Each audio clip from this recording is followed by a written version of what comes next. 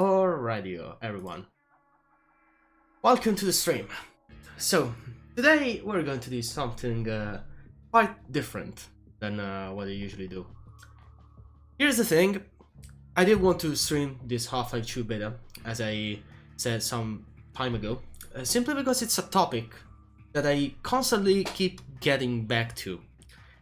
I think it's fascinating, really, and it shouldn't be a huge surprise to know that I am into game development stuff, and I am interested in Half-Life 2 because it's one of my favorite games ever.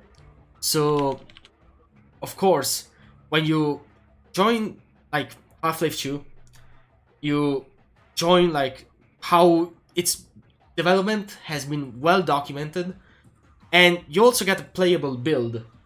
Of course, I'm super into that, and I want to explore it. I want to see how it is. And the thing is, with the Half-Life 2 beta, it's way different than what it became in retail. So I just decided, let's try this. There's going to be, however, a lot of talking, a lot of exploring, and spoiler alert, there are also going to be crashes because it's a beta for a reason, you know? So, yeah, let's see how it goes. And before we get into it and we launch the game and start playing around with it, I want to explain a little bit how this beta got to us. I don't know if anyone in chat knows the backstory, but in case you don't, this is how it came down. Picture yourself this. There is a guy in Germany who was a huge Valve fan, a huge Half-Life fan. And Valve had announced Half-Life 2. And just like today, Valve time was indeed a real thing. The game kept getting delayed over and over again. And he was starting to get a little bit impatient, So he wanted to play the game. He wanted to see what was going on, what was causing it to get delayed. And so, he said, fuck it. I'm going to break into Valve servers. And that's exactly what he did. Basically found out that Valve's servers, some of them that were publicly accessible, so like the Half-Life 2 website and all that kind of stuff, they were indeed vulnerable, and they basically, from them, he was able to pretty much get the internal structure of Valve's network. And he found out that the build server, so the server where you feed source code and it spits out binaries, so compile stuff, had the firewall configured incorrectly. And so, even if it wasn't supposed to be exposed to the internet, it was. And get this. The build server, you're allowed to facepalm as soon as you hear this, had the username set to build and the password left blank. And keep in mind, again, this is where basically Valve was just feeding all of its projects and internal stuff to be compiled. And so, as soon as he figured out, it just took him a second to hack into it and grab whatever was left there. That included basically everything that Valve was working on at the moment. So not just Half-Life 2, there was really a lot of stuff, and it was only able to grab a portion of it. And as you'll see, it's a lot. It's not just Half-Life 2, but again, more on that later. So, Valve finds out about this. They confirm the leak. So again, we do know that this is indeed real. And they call onto the community to pretty much just say, this happened. We don't know who did it. We do know that somebody has been accessing our systems, our emails, our everything, basically. And yeah, we need help. If you have any idea who it might be, just listen to us. There is a post by Gabe Newell on some forums, I think it's valvetime.net, that basically says exactly this. The FBI gets involved. The FBI has a plan to catch this guy. By the way, its name was Alex Gambi. So they say, alright, how do we catch him? We post a fake job offering saying, okay, yeah, we're past what you did, it's fine. You can work with us as a security consultant, cyber security consultant. So they get to him and he accepts. He falls for it. So this guy goes at the airport. The FBI is stationed at the destination airport, ready to arrest Alex Gambi on the spot. And get this, the German, because this guy was a German, the German police gets wind of this, and of course they don't want the FBI to get involved. They don't want them to get him, because otherwise this guy would be completely outside their jurisdiction. So they rush to the airport in a blitz-like fashion. They capture him, they tell him what's going on, and quote, they say, "You have to be thankful that we got you first, otherwise we wouldn't have known what happened to you."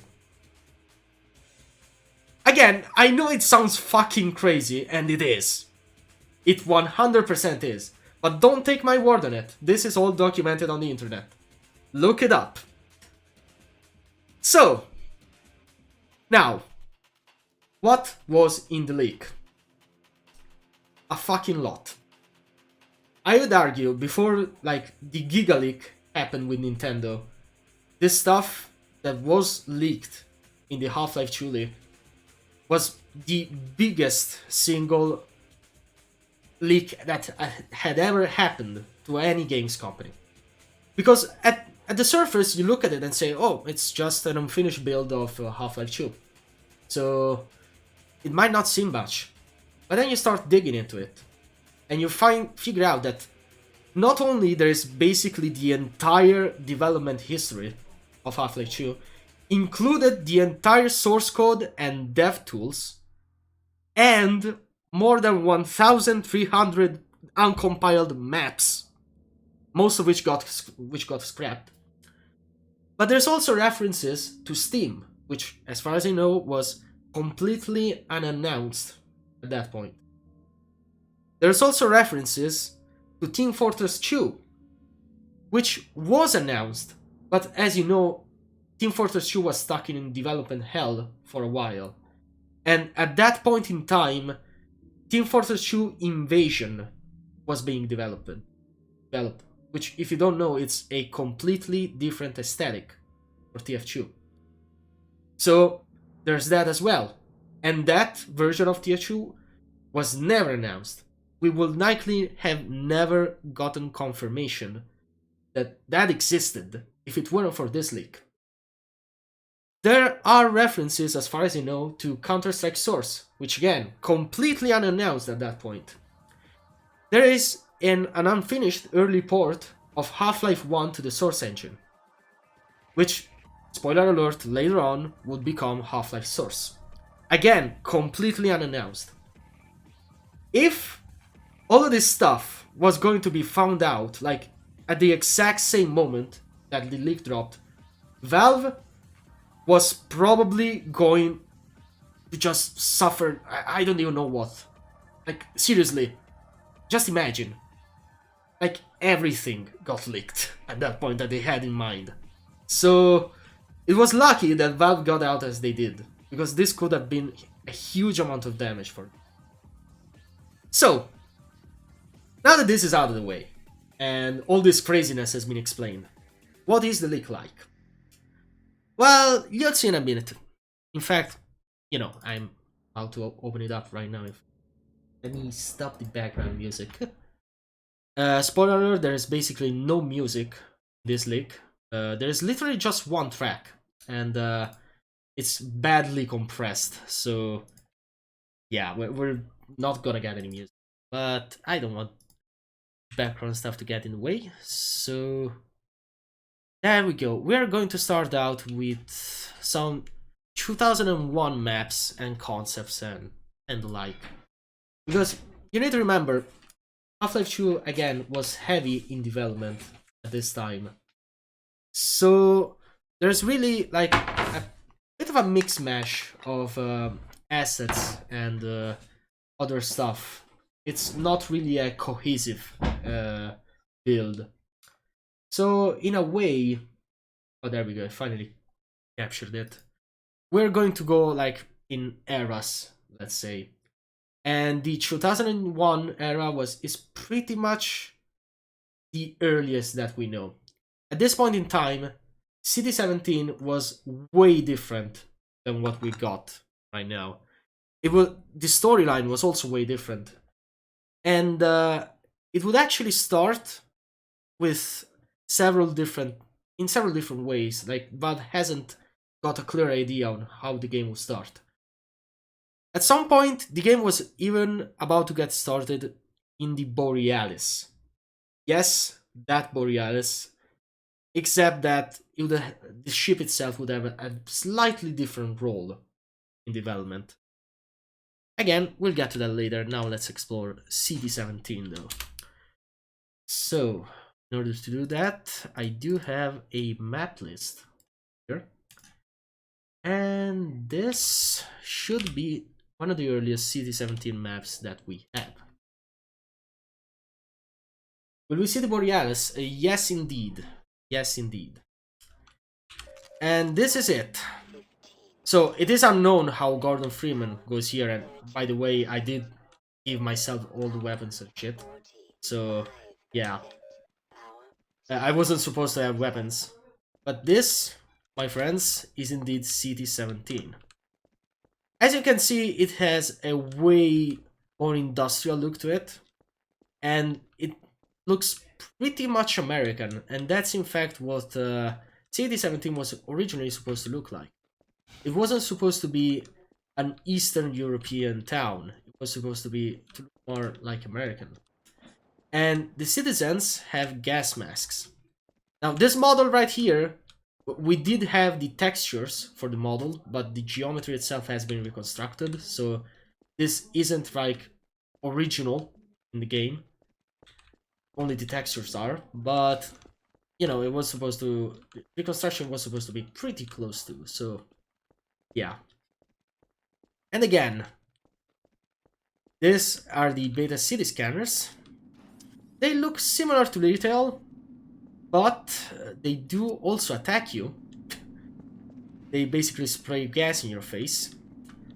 And here it is, some more beta assets. You might see this face over here. This guy is the Consul, which is pretty much like beta Dr. Breen. And this stuff over here was the Citadel. Again, very different design from retail. I think we're about to see it in a moment too. And this is a combat APC. Now, this is already quite a lot to take in. Because as you've seen, we've got gas mask citizens, we've got way different combine machinery and like. And, well, here's the thing. First of all, the air in this version of Half-Life 2 was supposed to be polluted. This is why you see dark skies and just gas masks and everywhere and stuff like that. It wasn't supposed to be breathable, so that's why you got gas mask citizens. And the APC was more human-like rather than what we got in the retail version of the game, because right now the Combine was supposed to be different in approach when they reached like a different world than their own. Instead of bringing their own stuff like alien technology and like, they had to rely more on human machinery. So that's why they used human-like APCs, not their own futuristic stuff. Also, you might have noticed that this gun is not present in the final game. This is the AR-2. So, I believe it's based on the XM12. I think that's the name of the IRL counterpart to this gun. So yeah, there is an earlier version of this gun in the game, but it's only got a different texture. I tried with this stream to be as faithful to the original leaked files as we did. Because, spoiler alert again, the game it was pretty much a buggy mess at this point. So, you do need to apply some patches and like to actually get it to run properly.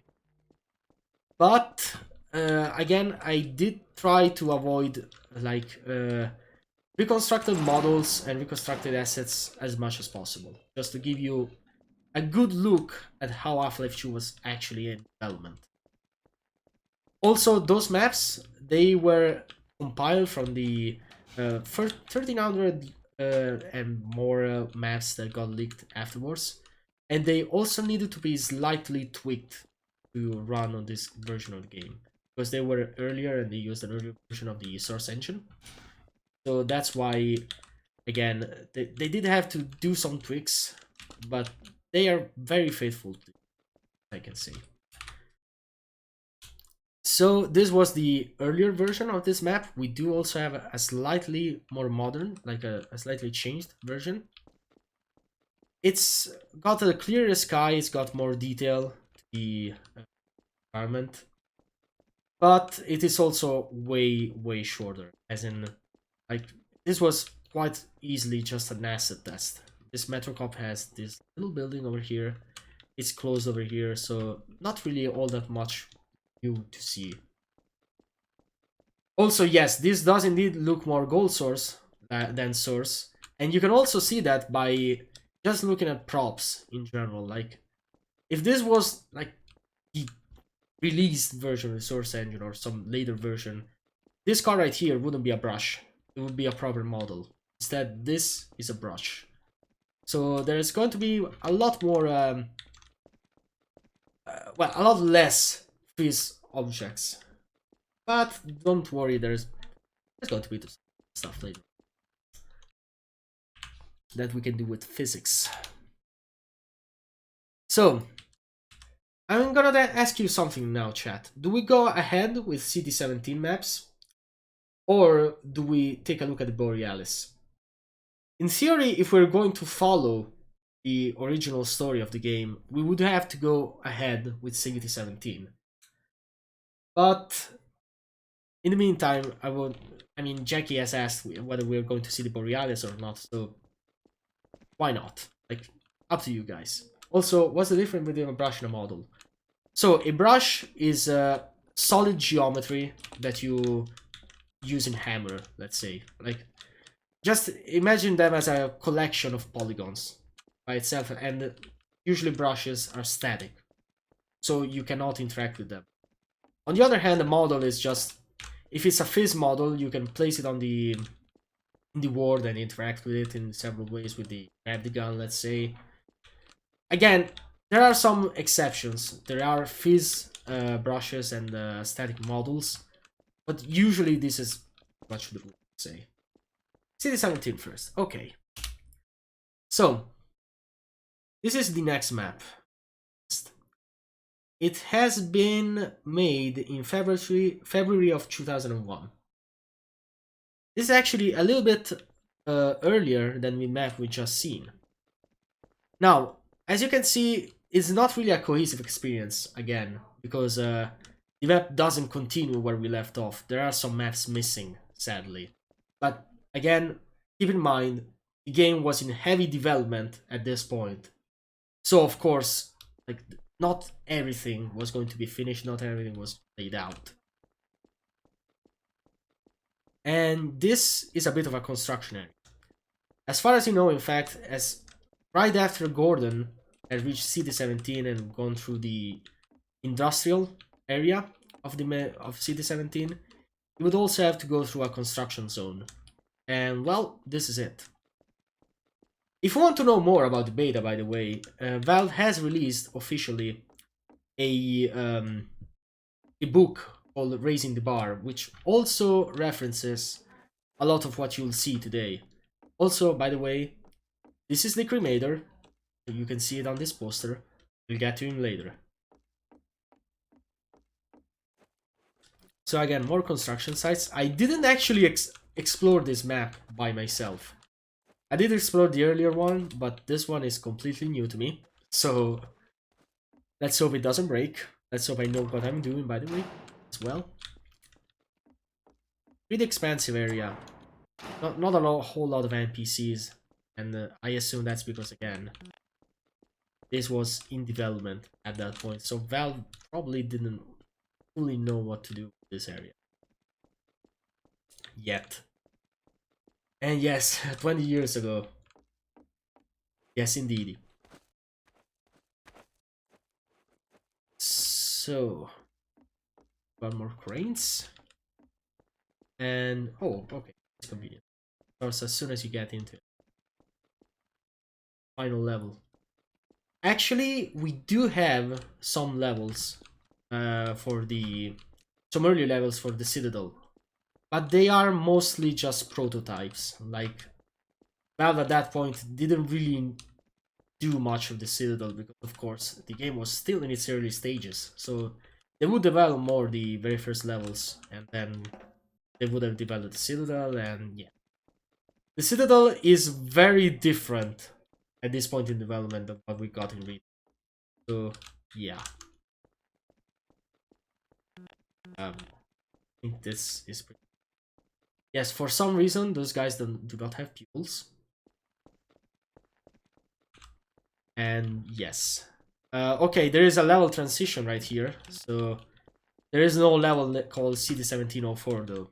So we'll have to skip to something. Well, we do have CD1704 actually. Just different revisions of. Shoot them. One more thing that I forgot to mention is that unlike the retail version of Half-Life 2, this one does have friendly fire. So I can shoot them.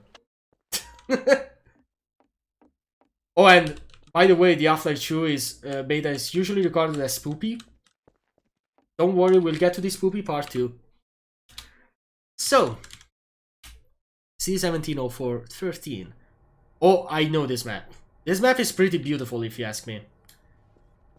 And this really engulfs the style of CD17 at this point in development. Look at this thing. I did actually see this version of the map in Hammer. I can tell you it's genuine. And if we wait here, we should be able to hear a Braincast. Or a console cast or whatever. Please play the audio. Please play the audio. Please do it. I hear this.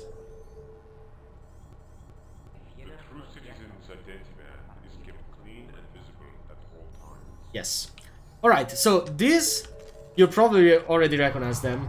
They are supposed to be an early version of the Brin speeches that, you know, got in the retail game. And this screen was actually supposed to be animated.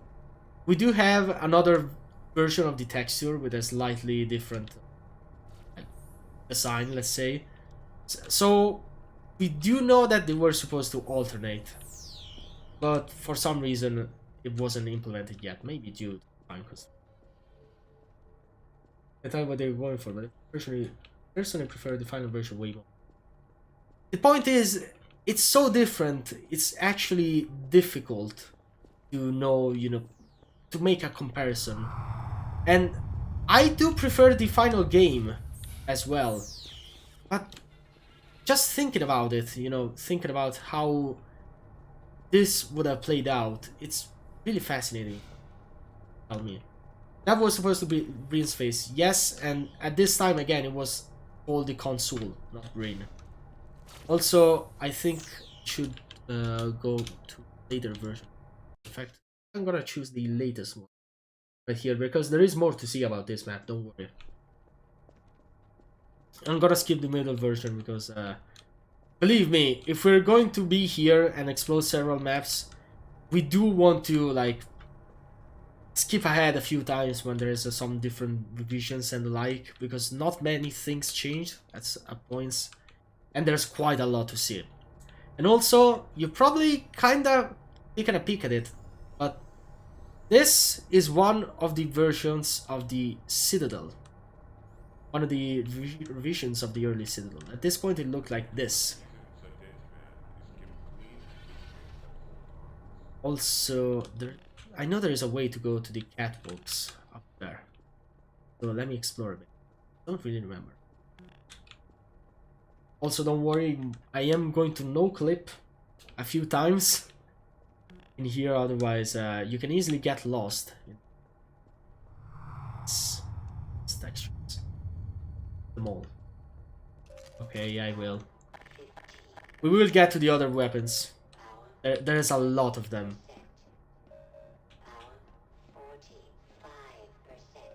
Okay.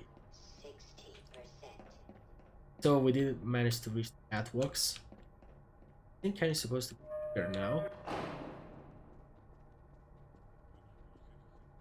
A better look at the Citadel. Also, see this wall? This wall actually has a very clear purpose over here. And it also affects the storyline, believe it or not. Because there is a concept that we'll see, hopefully, pretty soon, that got kinda reused in Half-Life Alyx. I think I already said how Valve has actually reused a lot of ideas for other Half-Life related games.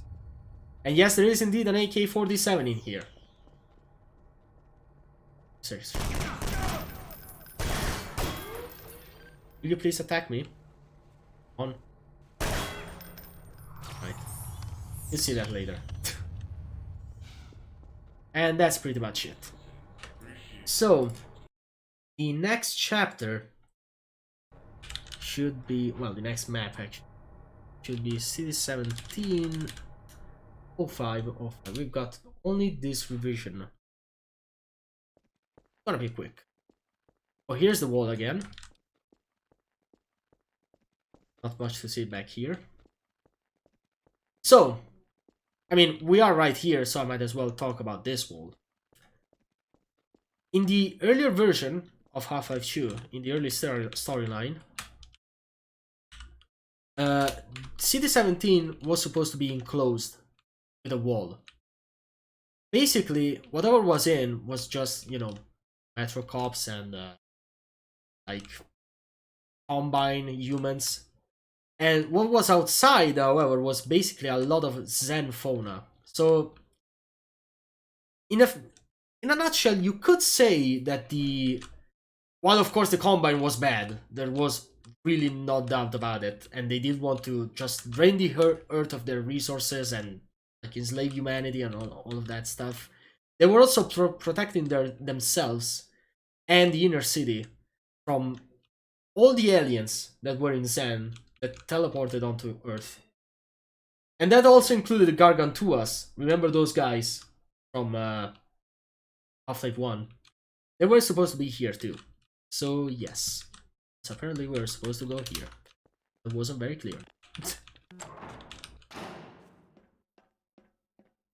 So yeah, the walls did indeed have a purpose.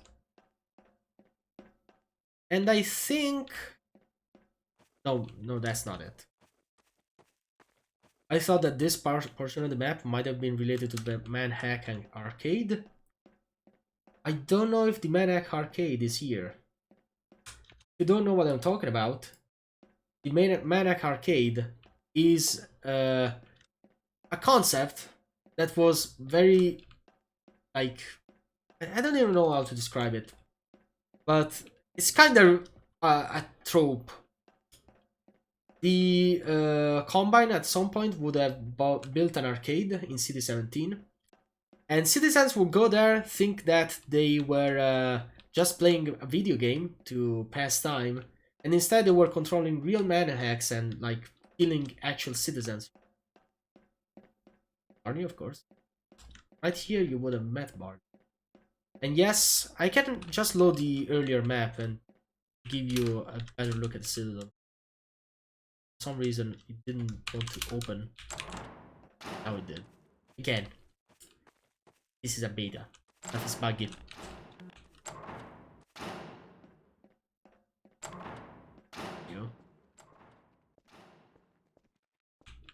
And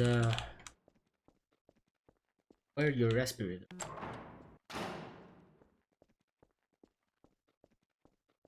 And this is another level transition that is broken. So let's see. Is there a citadel in this skybox? Nope. So you know what? We're gonna load this map again. No clip. Get in the skybox and let you have a closer look. One of the revisions of the beta citadel. Again, you can see also another portion of the. This is an inner wall. So, yep. Not the outer wall that I was talking about. Yeah. There are going to be more revisions of the citadel, by the way. This is not the only one. Probably one of the earliest. Oh look, there is a small entrance. And I didn't notice there are actual tiles here. This is going to be really interesting. It's a penis tower. You ruined it. Thanks. Next map is Sub 1. Date is unknown for this one. And alright, I think this is just a prototype map, so they were just experimenting with the subterranean portions game. So let me see. Yeah, as you can see, this is not really a cohesive map, just different geometry. And even if you cannot really like play this one due to how it's structured, I think it's still pretty nice to take a look at it, because you can see again the game was supposed to have a way different aesthetic than what we got. Game 35.4k vappbucks. Holy shit, you can drown me now. That's your Harvard sugar mill. You joke about it, but maybe they actually got like inspiration from some of the beta assets, because again, Valve definitely did for like episode 1, episode 2, and even Alex. So hey, maybe the community also did. This stinks of a gold source. Like you can feel it. This is not source. This is gold source now, right? Oh wait. This radio tower. That's actually again. Look at this and tell me this isn't like on Half-Life level, not Half-Life 2. Those levels, those maps, they are this old, alright? Game tried to load Particle Rain. Didn't.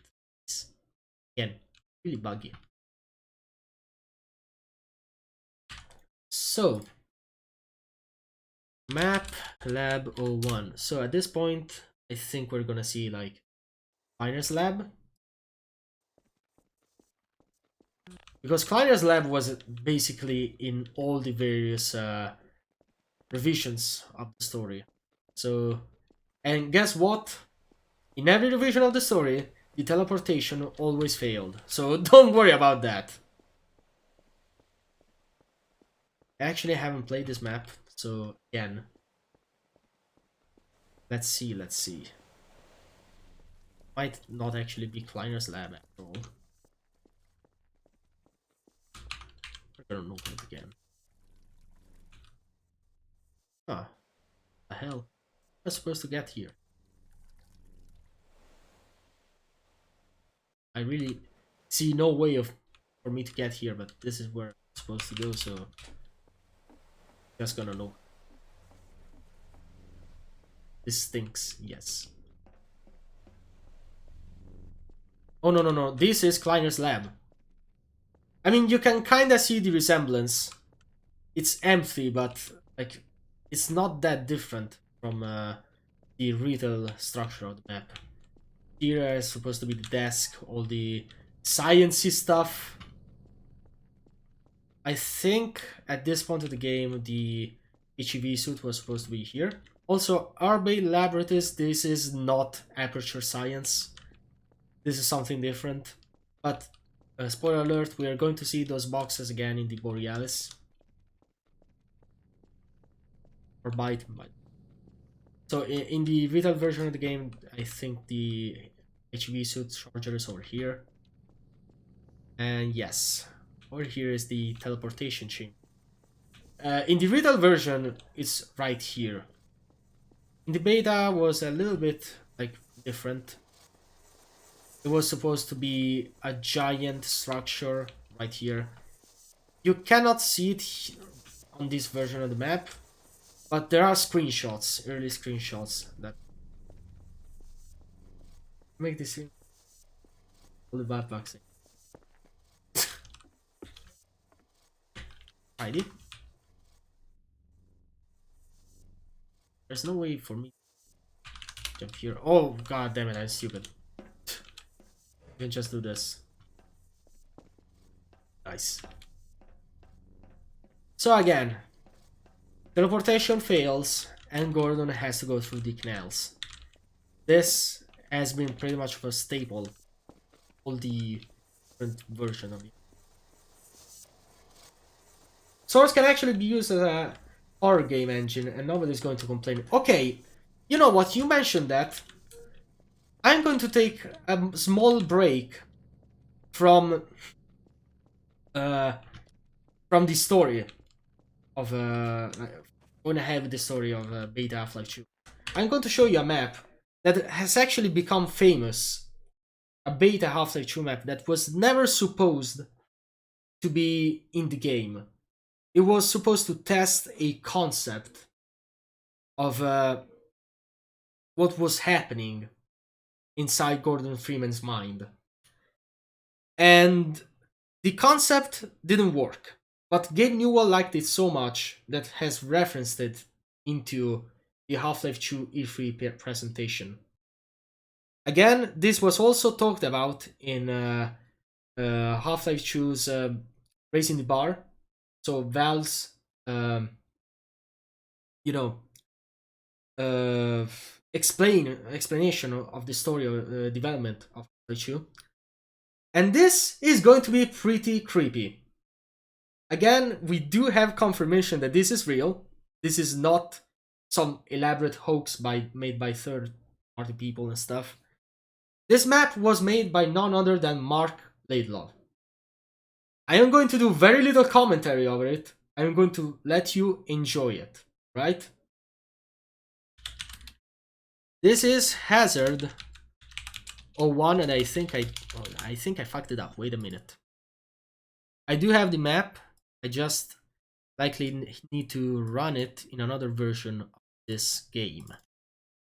Hazard 1? No. Where is it? Where did I... God damn it.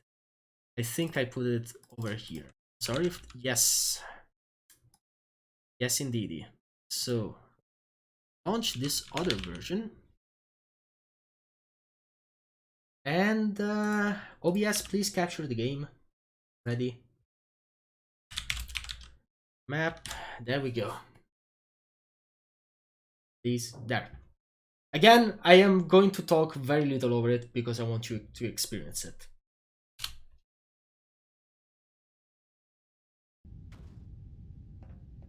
Go ahead, Dr. Freeman. See if you can hit that crate with the supplied ammunition.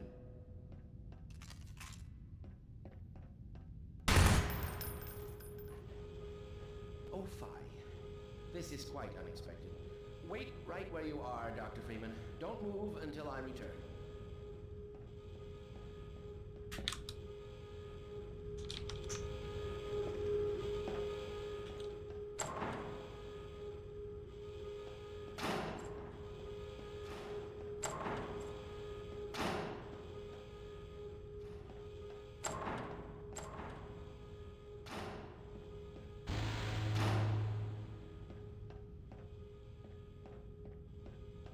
What's going on in there? Look at these readings.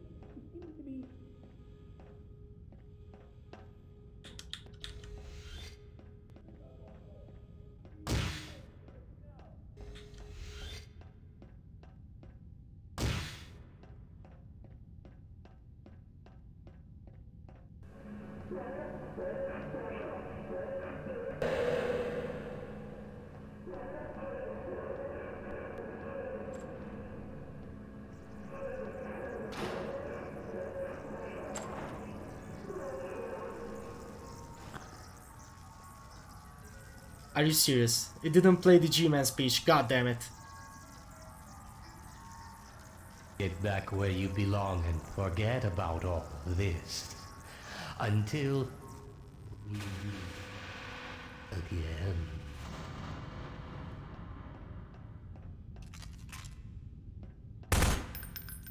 Well, Yeah, it's kinda broken. It's kinda broken. Yes, this is indeed the map. And now you might say, what the actual fuck happened? So, Mark Laidlaw was working on a concept where Gordon Freeman was actually stuck in a coma. And basically, these speeches that you heard, the muffled sounds every so often, was the doctors trying to wake him up. So, that is what was happening right there. And I am sorry that some of the speech of G-Man, like some of G-Man's speech at the very end, didn't play correctly. Because that was pretty much, that part was taken right as it is and put into Half-Life 2's 2003 presentation. So, the concept didn't work again. Like, it was axed pretty much as soon as Valve said, okay, yeah, we're gonna experiment about it a bit, and they said, okay, it's not gonna work. But Gabe Newell liked it, and he kinda referenced it. Speaking about references, considering that this is so like dark and strange and whatever, do you want to see something that is really, really, really fucking weird? If so, before we go back to the actual game, I do need to see if I've got that map. I think I did, I just didn't extract it in the folder. Again, I do keep different folders for different maps, because simply put, if I don't, then I might just have a mixed mash of assets and whatever, and it's weird. Oh, there it is, yes, I got it, I've got it. So, another map made by Mark Laidlaw. This one, I don't have the slightest fucking idea what it was supposed to be. I think not even Mark Laidlaw himself knows it. But somebody has restored it into working condition, and if you look for it on YouTube, you find a comment by Mark himself, like blessing the person. That fixed it. I'm going to show it later as well, just enjoy it. This one is called Icky Pop.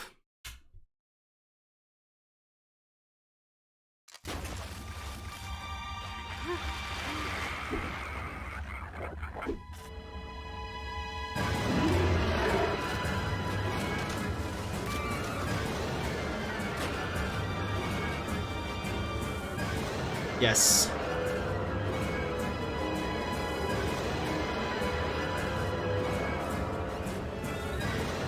This is part of Half-Life 2 development history.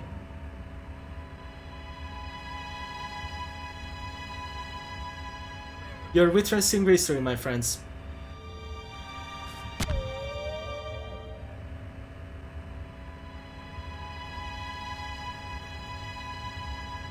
If you say this G-Man with a crow on his head is familiar, then yes, they did indeed reference it for Retail Half-Life 2. But yes. Just... yes. I don't fucking know, alright? Also, again, you know what, I'm gonna show the screen and let you see. I'm not fucking around, like... This, Mark Laidlaw, bless you. This is actually his YouTube channel. Just, I don't know. But again, The Half-Life 2 beta can be terrifying and fucking weird at times. Sniff glue. Alright, let's go ahead with actual story maps now, not tests or just the development team sniffing cocaine. Outside City 1701. So this is part of the canals. And this is a very early map. So it's, I think it's Fulbright. No, it's not Fulbright because there is a shadow right here, but you can see bull squids already. And bull squids were indeed supposed to be part of Half-Life 2. They are a cat enemy. And I think that, yes, they are going to attack me. But you can see a wall, and that was supposed to be like the outside wall of City 17. Can you please shut the fuck up? Can you please shut the fuck up? Thank you. I know I could have triggered no target and whatever, but yes. There should be another version of this map, a little bit more completed. Yes, this is a slightly later version of the map. Again, they were basically just laying down the geometry now. So you got a better wall, you got like actual combine soldiers there. Aye. And I'm not going to show much more of this map because there are a lot of different additions. So I'm just gonna skip ahead now and play through a later version of this. Because this actually has a little bit of gameplay. So, yep. Those enemies are uncut, those are in Black Mesa. Yes, they were in the, like, in Half-Life 1 as well, just not in Half-Life 2. They were supposed to make a comeback and, yeah, they didn't. Those are beta Combine choppers. As I told you, the Combine was supposed to use a lot more, like, human resources to get around instead of their own, like, APCs and whatever, like, they do in detail. As you can see, the wall is a lot more detailed now. This was supposed to take place in the Wasteland. The Wasteland is the place where I told you like all the Zen creatures would take place, like where they would be after they teleported from Black Mesa. They would be stationed in Earth and they would basically make Earth their bitch. And this is a beta headcrab. Pretty much the same. Just slightly different textures.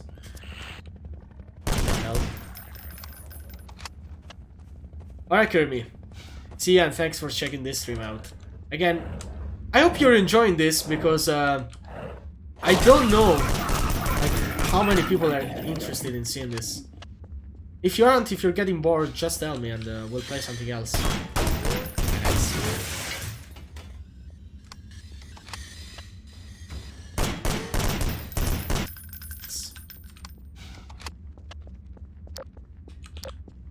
And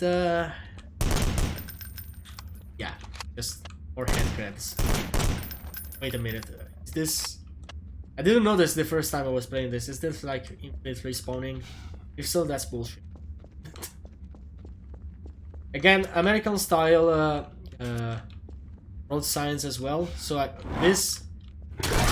scared me. Not gonna lie, that scared me. I wasn't expecting them to make that noise. Proper sewer water, like oil and stuff. The Combine was really trying to just push, like, just harvest the resources of Earth for their own benefits, basically. So they didn't really care about polluting it or whatever. Also, I think it's on a...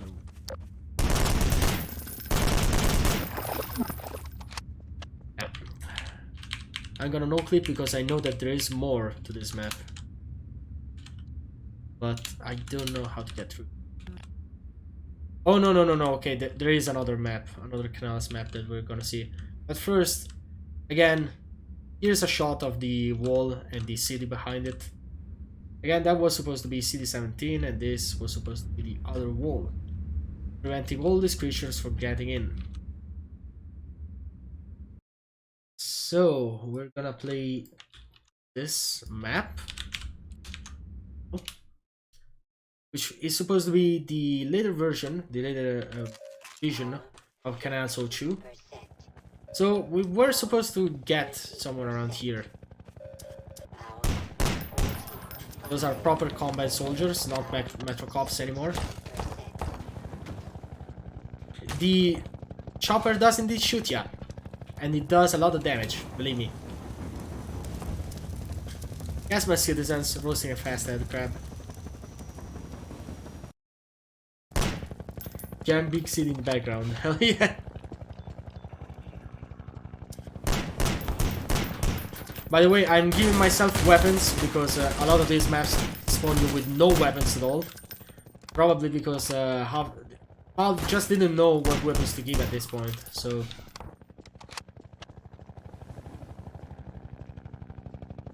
Yeah, the sound of the bullet impact from the chopper isn't really all that satisfying, to be honest. It just goes like boom.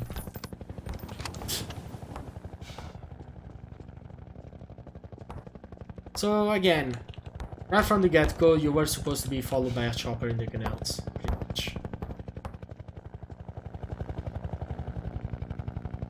Now, this is something very weird.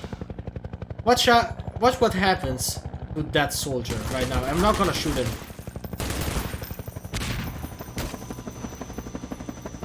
I have no idea. Maybe there were supposed to be barrels up there and they were supposed to explode. But yeah, it just gets yeeted away from that bridge for some reason.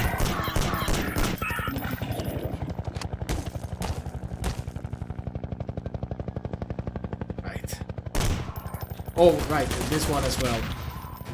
Again, there is nothing that causes this explosion.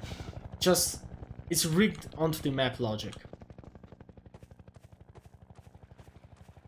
And there are currents over here, so I'm not pressing anything, it's just going on by its own. So now yeah, just to speed things up. And this is where the map ends. So, oh, not yet. This is where the map ends now, for real.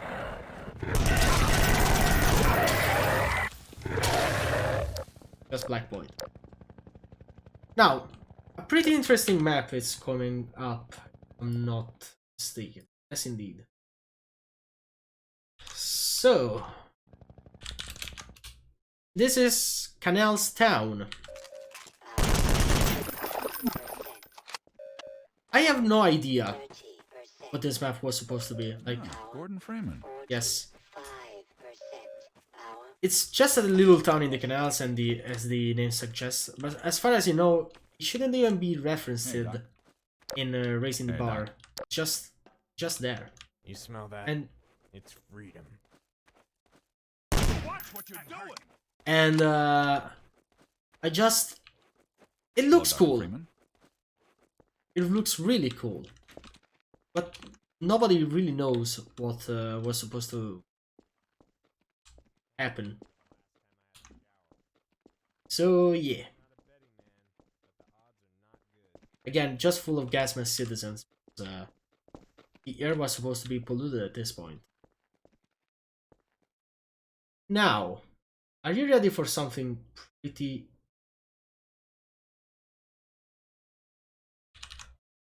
Map Query 02.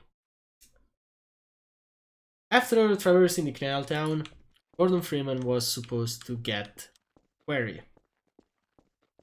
And this map is very early in development. There's not going to be a lot to see over here. Except, of course, the Query itself. So after getting this good look, we're going to just go ahead with the next revision of the map.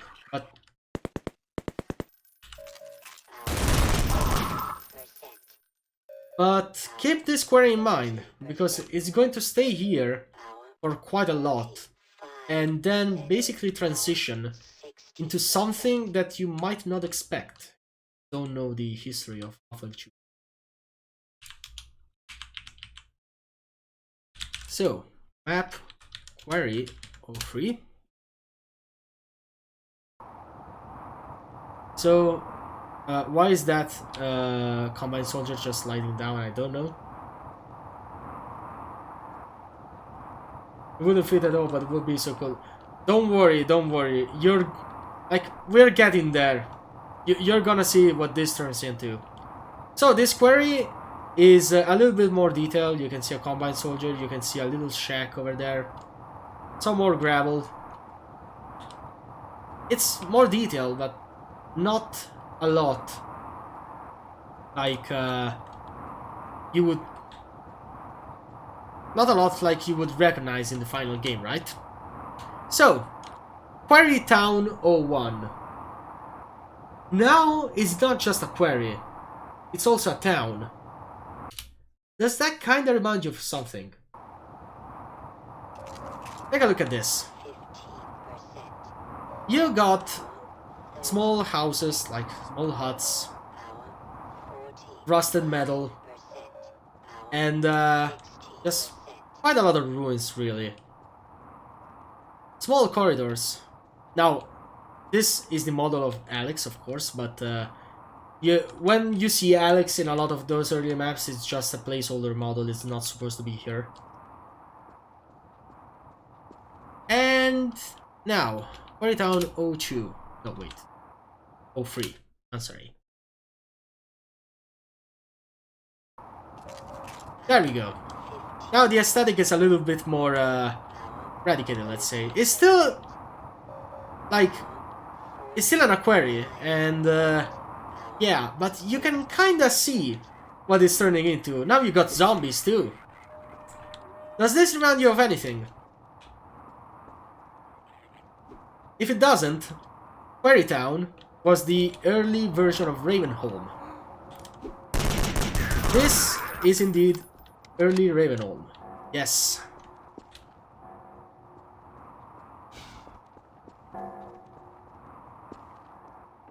And I don't know what was going on over here. I didn't actually play this map again. And even if I fucking... Even if I did, it's pretty evidently just a really early prototype map. But the aesthetic is just... it's great. It's actually great. So, yes, indeed. The Quarry Town became Ravenholm. Pretty detailed, too, for an early prototype map, if you ask me. Lucy, yeah, thank you for that. So, we're pretty much done with the Quarry Town. After going through Ravenholm, Gordon was supposed to land in Eli then. So, as you can see, there is a little bit of a discrepancy between the retail storyline and the beta storyline. Gordon was supposed to get to Ravenholm first and then to Eli's map, basically. So, yeah. In this version, this happens later. But here's the thing. First of all, Eli, in this version of the story, is not Eli Vance.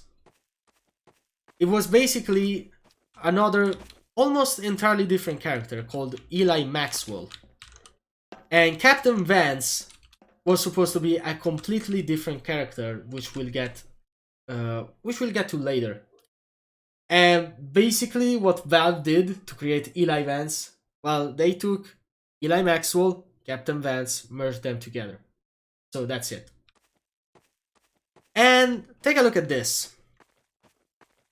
As you can see, this is very different from Black Mesa East. Lance Vance, goddammit, I see the references. This is pretty much a scrapyard. And, oh, right. Early HEV suit and first medkits. They pretty much became standard from Black Mesa, apparently. I don't know. And here's the really cool thing about this map. This is just a prototype. It wasn't really ready development. at this point. So what you're seeing here is just a test to see how well the art would fit and whatever. It wasn't really supposed to be like a final in-game map. But the really cool thing about this is if you ever played Half-Life 2 and heard the commentary, this map does indeed get referenced in the development commentary.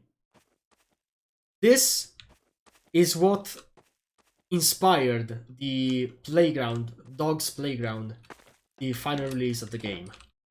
So if you see like Dog playing like in a sort of ravine after Black Mesa East, this is basically the remnants of that map.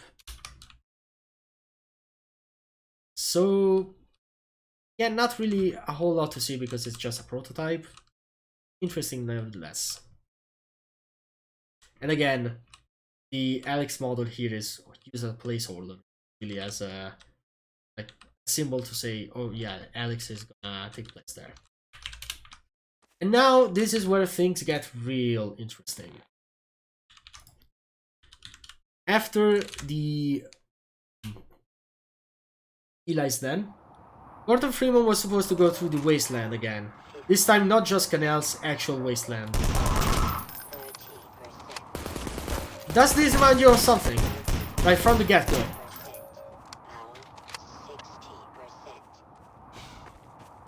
This is supposed to be a really early version of Freeman Pontifex. Like the chapter where Gordon Freeman goes under a bridge and fights the Combine like on that bridge. This is the earliest version of that map, basically. But by the way, those chargers actually work.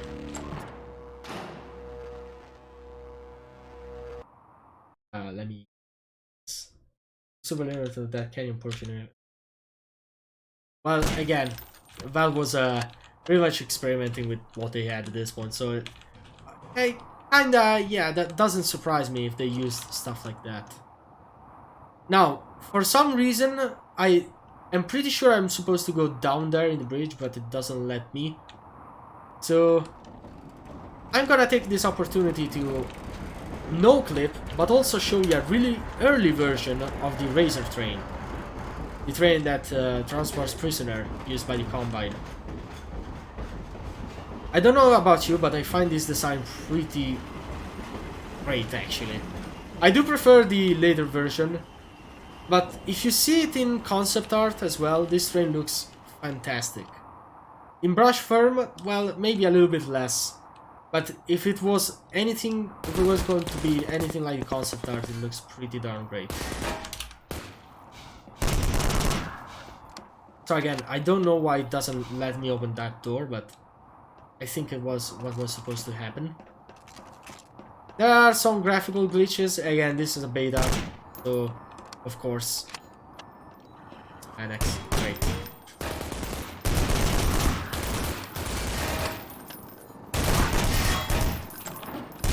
There we go.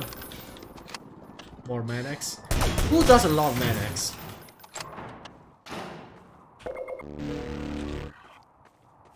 I think I'm gonna try and fetch a version of the concept art for that train. Because again, that was an early brush. Of course it wouldn't look all that great. But if they actually stuck with that design, I think it would have been amazing. And this is where the map would end. Oh, nice. Of course. Yes. It's not solid. Well, actually, it's not that it's not solid. That is the skybox. There's nothing here. Nice. So, let me do that real quick. Razor train concept art.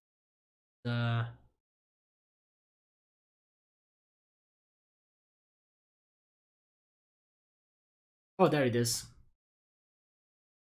There it is. Razor train.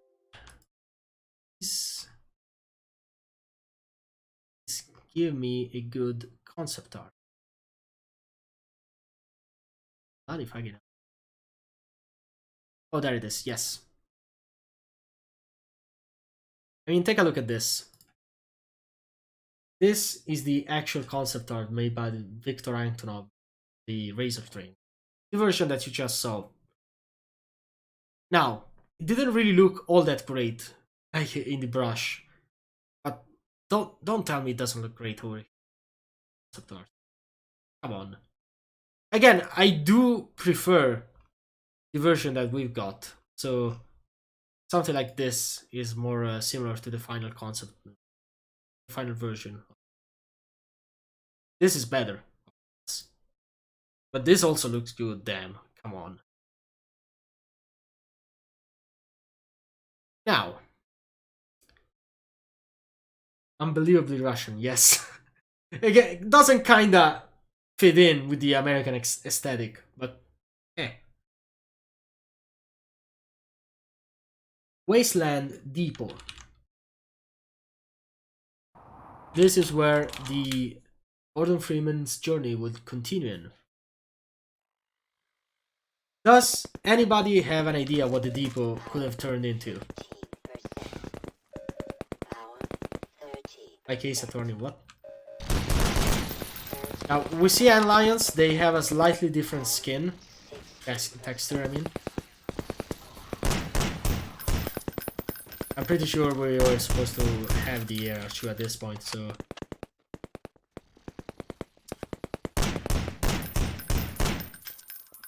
There we go.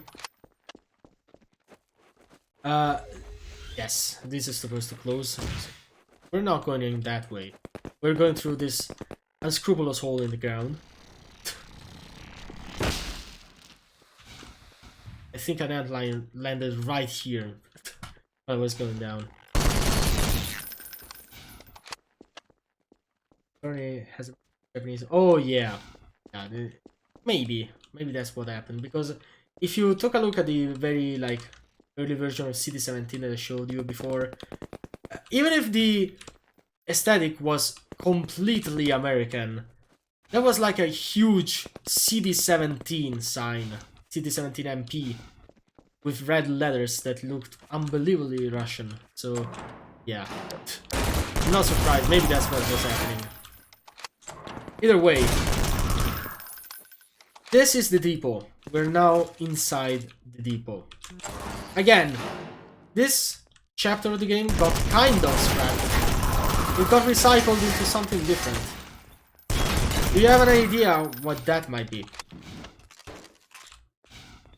Because again, it did get reused, albeit in a slightly different way, into the final game. The combat was just supposed to be communism in the USA. Come on, man.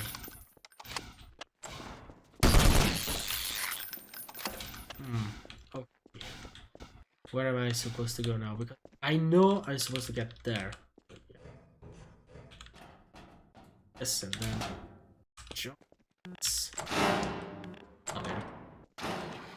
Oh, that's a stalker. What you saw right there was a stalker, and it's goddamn terrifying. Take a look at this guy. This guy right here. This is the early version of the stalker indeed. Do you remember stalkers in the final game? Yep. This is what they are now. What they were, actually. And this is the cremator. Remember the guy that I showed you in the poster? Completely cut enemy. Was supposed to be a kind of janitor, let's say. It would be roaming the streets and using this flamethrower over here, which uses some kind of plasma, to get rid of corpses on the street. It was supposed to be a passive enemy, unless attacked. When attacked, it would just fuck you up. Various different ways. Now, in this version of the game, the cremator is kind of broken, so the AI doesn't work. So if I attack him, it just takes it. But yeah. And do you see this head? Right here? The cremator head is indeed referenced in the Half-Life 2 retail. In Eli's desk. And we're back into that starting area for For some reason. This is the end of the map, basically. If you have no idea what the depot became in Half-Life 2 Retail, this is actually a really early version of Nova Prospect. It was supposed to be just like a regular old prison in the beta version of Half-Life 2, at least the very early version of the depot. And then it became Nova Prospect. Now we get something extremely spicy. I'm gonna ignore the concept version and go with something that was supposed to be air exchange. Did I tell you? Well, I did tell you already how the air was not supposed to be breathable, right? Well, the Combine had built an entire goddamn factory inside the whatever the Wasteland. There it is. Sorry. That grabbed actually breathable air and then spit out like smog and all kinds of toxins and whatever, making the air not breathable. This is it. This is the air exchange. This is that facility. And if you ask me, it wouldn't fit in anywhere in the final game, story-wise or like even aesthetic-wise. But the aesthetics of this map are still unbelievably cool. Seriously. Take a look at this. It's just a mixture of lighting and the industrial look to it that just... it's great. There's really no way to put it. Just great. And for some reason I also got some GoldenEye 007 like vibes from it. I don't know why. Yes. Just love it. I may or may not have tried fiddling around with Hammer some years ago and tried to make a version that would have at least fit with the theme of the final game, and completely failed, but yeah. Portal vibes. I don't know about that. We will have some Portal vibes later on. But one more thing that is extremely interesting, if you ask me, is that a lot of scrap maps, especially the later ones, have a lot of verticality to it. It's not just the air exchange, you will see in the Citadel maps as well. But it's just incredibly interesting. Also, by the way, Gordon was supposed to get here in the air exchange via train, and they would have met Alex for the very first time in the air exchange. So, yeah. This is where Gordon meets Alex. I think the map is, it's done. Now, those are not the only maps for air exchange that we're going to see. Oh no. In this version of the game, and this from 2001, there are some that were made in later 2001 that were in a different pack, so we're not gonna see them today. But yeah, again, it's probably going to be filled with enemies over here. Right now it's empty because, again, this got cut pretty early in development. Oh, those Half-Life 1 sounds. I think the game will probably crash here because... oh no, actually works fine. Well, this is a later version of the Air Exchange. I mean, take a look at this and say, oh, it doesn't look great. Come on, you cannot say that. It looks fantastic.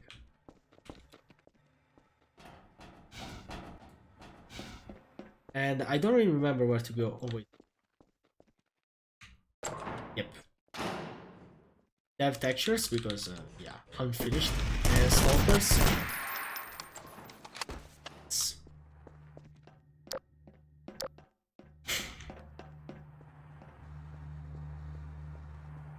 Oh, one more thing, right? I cannot really say. Bloody hell. Why did that scare me like it did? I cannot really say where you can get this for yourself, because technically getting this is piracy. Like, this was stolen from Valve, as I told you.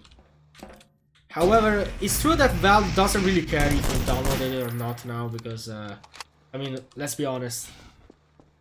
This is a pretty niche thing. Not everyone is into game development and probably just think, okay, so I finished the game, why should I try it? So I cannot link it, but I can say there is a Russian site pretty much entirely dedicated to the Half-Life 2 beta, where you can also get patches and fixes and map packs and the like. So yeah, you can find everything that I'm doing over here if you head to that website.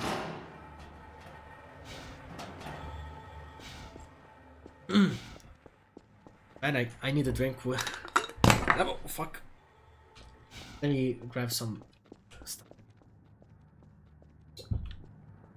while I play.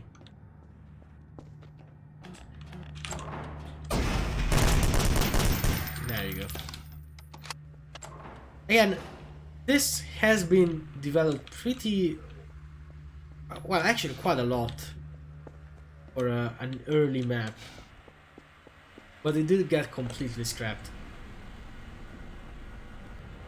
You even have some puzzles, some quirky puzzles. Fuck!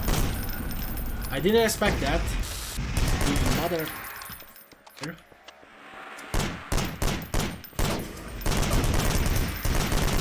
I didn't really play this map thoroughly, so I didn't know that was gonna happen. God damn.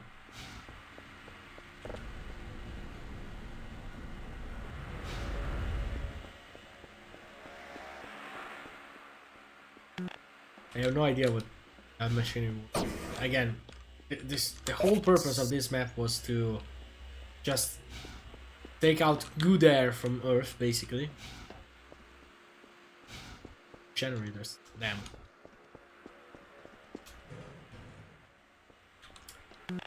And yeah, I know that we are approaching the end of the map though.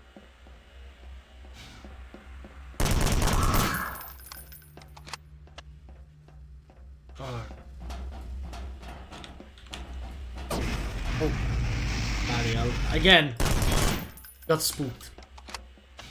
I also have to go there.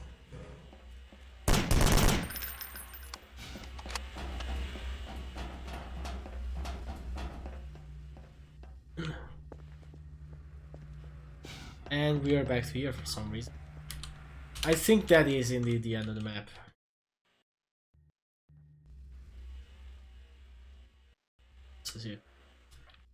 So, the air exchange chapter was supposed to end with a fight on top of a tower with a gunship, and Gordon would shoot it down, then jump out of the tower, and that's it.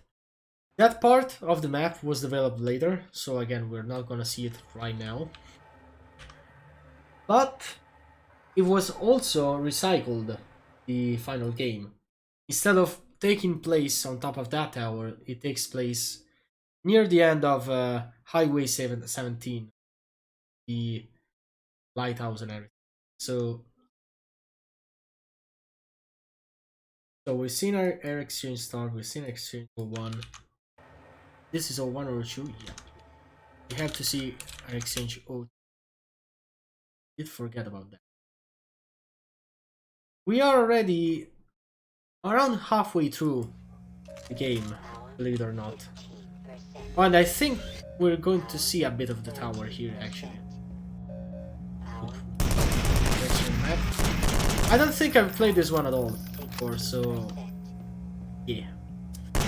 Let's see how it goes. A grenade, seriously.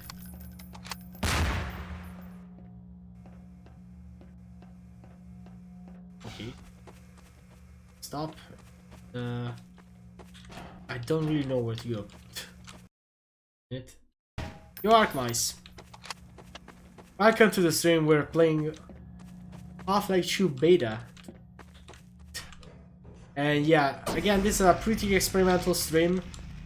I don't know how it'll go. I don't know, like, if you guys are gonna be interested in it or not. There's going to be a lot of a lot of talking, because some part of the maps weren't really developed all that much. But yeah, if you got bored, just tell me and I'll play something else.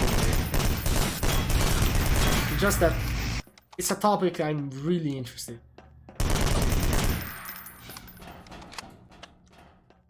Apex 7 to Switch? No, I didn't see that.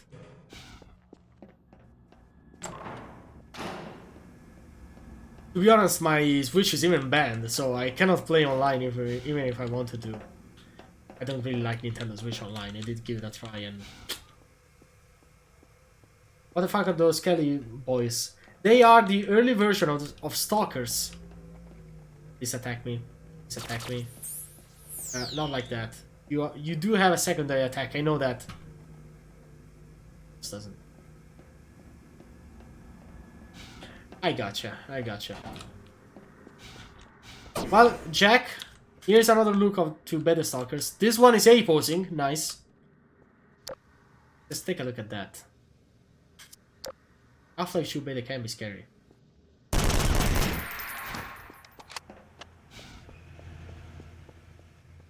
Like was a bit more bloody though. You can recognize the scream at least. It didn't get changed between like retail and beta. What is the purpose of this thing? Oh, okay, you see through it. The top. Well, those are some vents. Again, it's called Air Exchange for a reason. It was supposed to have a lot of puzzles like this. Yeah, I know, cheating, whatever. Point is, this game actually has broken saving and loading, so I couldn't really quick save and say, oh, okay, yeah, we're gonna... What the hell? I got SCP in this mix too. And I think this is where the map ends. Yeah. Let me take a look if I did miss anything. Oh, bloody hell. Oh, there is this portion of the map that we didn't play, so... We're supposed to get through in here. Again, some of the level layout wasn't really finalized. I mean, why would they finalize something that they know they were gonna cut? And they did know they were gonna cut that at some point, so... Gonna cut this chapter at some point.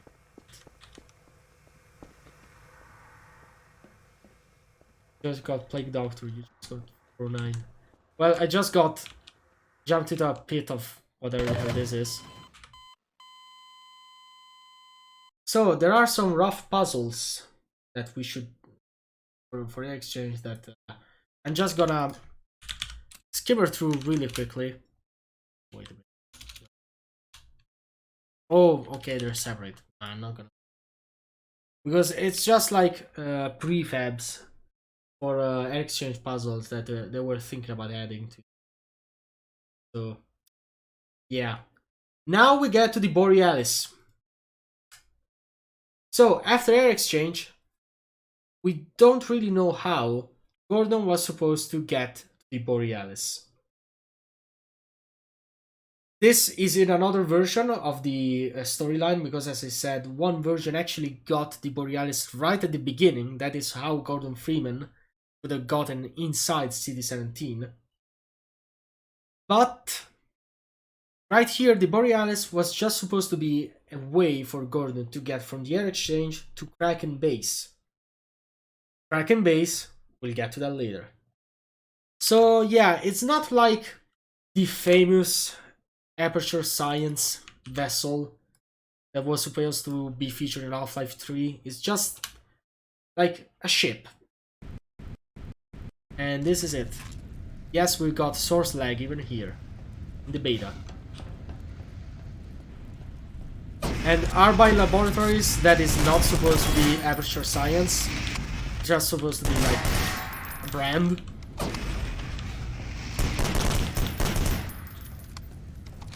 And this is the Borealis level. Well, there's more than that, but spoiler alert, most of the other ones are empty, so not a whole lot to see, except this one. We do, well, there is another one actually. Kinda.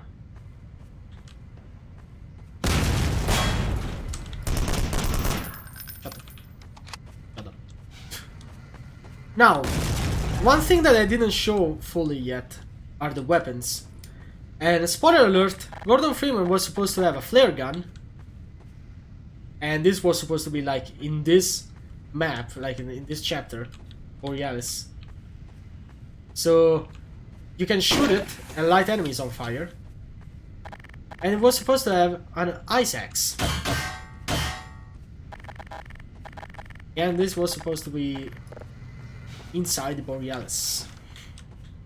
I mean Borealis. Triple revolve. Yeah, there's this map Borealis that I don't.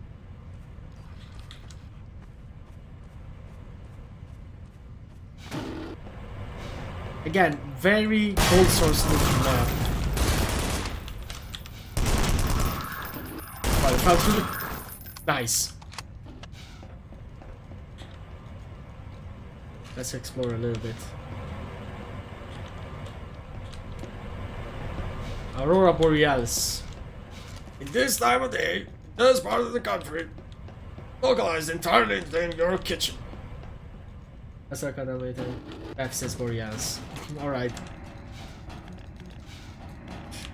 Do it. It's probably gonna be a lot. Holy fuck. Are you serious? You're actually serious. Also, I'm getting a little bit bored of the air shoot, so I'm gonna use the shotgun, which, by the way, the shotgun sounds much better in the beta, if you ask me. Like, take a good... Like, hear this. Hear this. It's a lot of meteor. It's so satisfying. Can I see it? No.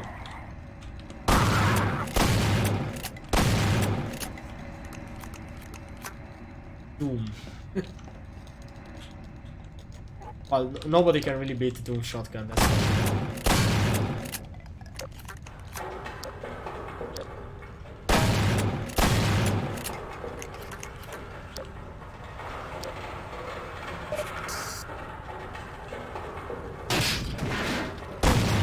motherfucker. Not even buckshots. There's supposed to be zombies here. Yeah, nice. I have no idea what these are, but yeah. They're there, yes. And this is the other map. Yeah, you just go through this thing. So, nuke slug shells. What the fuck? How does this work? Oh well. Now, we do have some more maps, but like, prepare to be disappointed. To be honest, I'm just gonna use this one instead. Realis full untouched because, spoiler alert, it doesn't have any enemies, so we're just gonna no-clip real quick through it. But yeah, this is a later version, I believe, of the map that they were gonna restructure and add more to it. So again, you got probably like the single one here, the one that you seen first with zombies and stuff. And yeah, a lot of tight corridors. You can kind of see the ship outside. It's supposed to be a really big map, but yeah, it doesn't really have any ends. You can kind of see what they were going for. and results from task 3.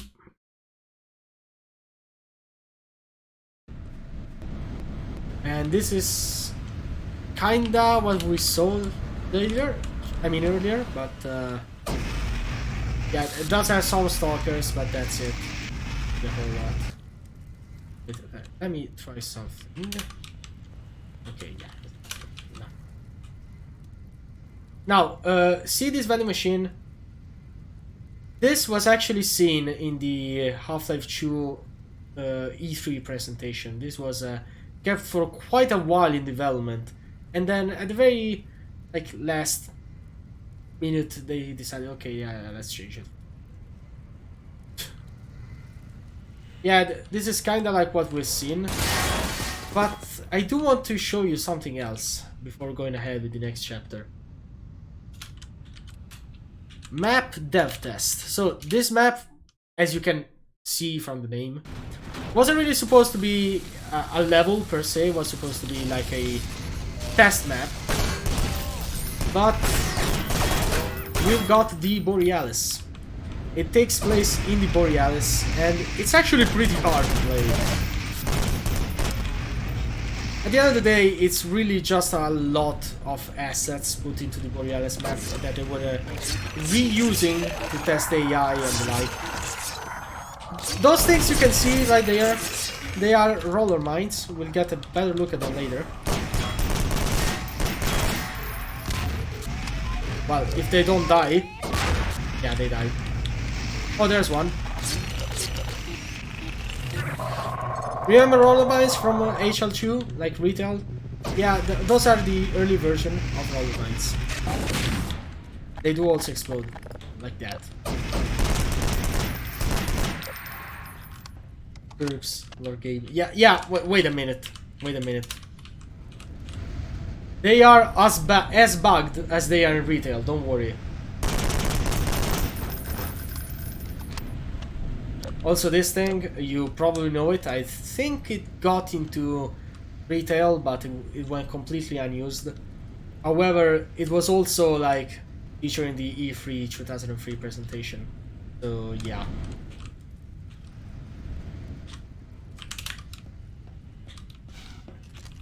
Also, you know, while we're at it, as soon as we're done with this map, I'm gonna show some of the guns that this version of the game has got, because it's a lot more than retail, and a lot of them got scrapped, and for good reason too. Yeah, yanked. Please. All right. The map plays slightly different from what we've seen already. Morgan Freeman was called by Morgan Freeman. That would be godly.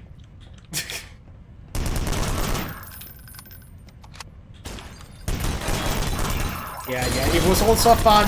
I know. Was intended. 100% intended.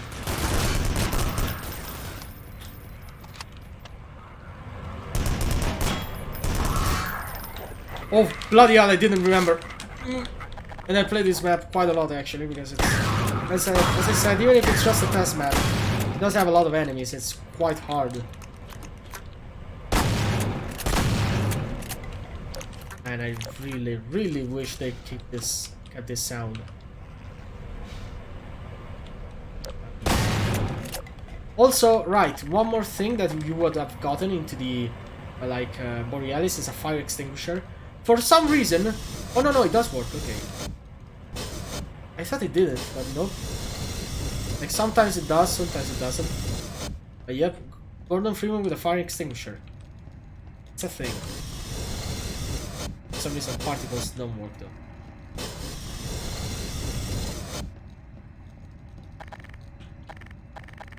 I had the time to get high.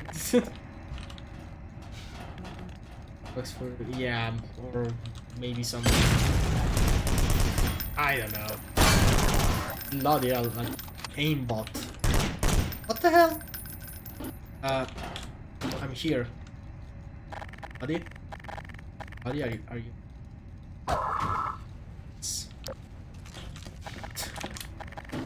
Beta. And the rest of the map plays pretty much like you would expect.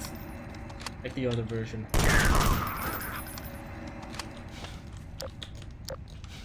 Yeah, again, just a little bit different.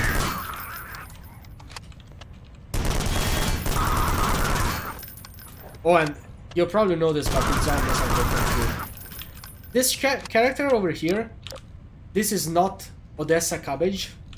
It was recycled into Odessa Cabbage later, but at this point of development, he was supposed to be Odell, and was supposed to be the captain of this ship.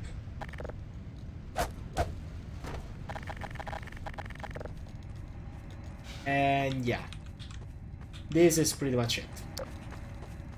Now, let's talk about scrapped guns, because there's actually a lot of them. Now, wait a minute, Impulse 101, good old. So you got your standard crowbar, not really all that different, honestly.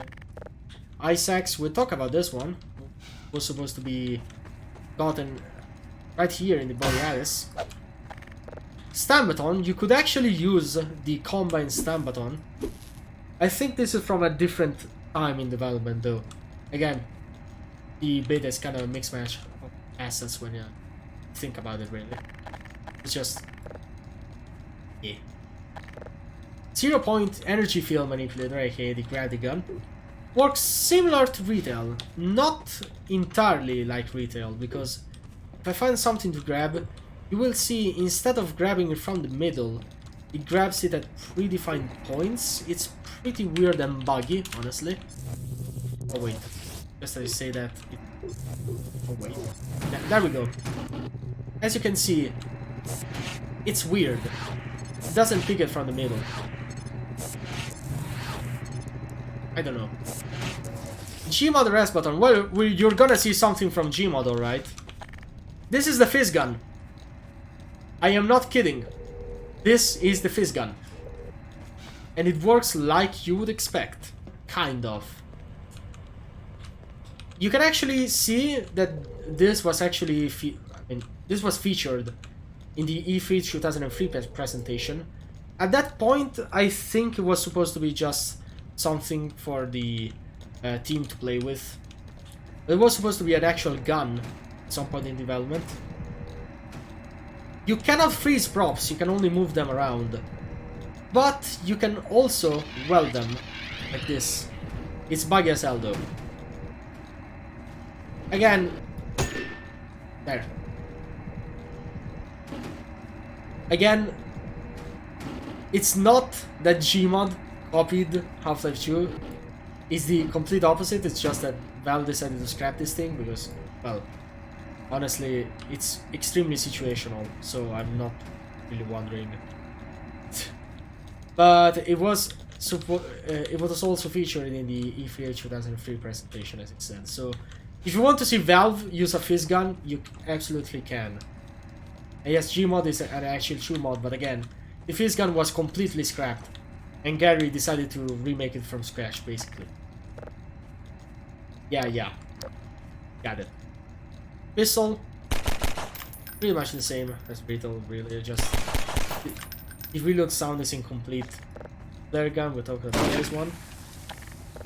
SMG1, basically the same as Retail.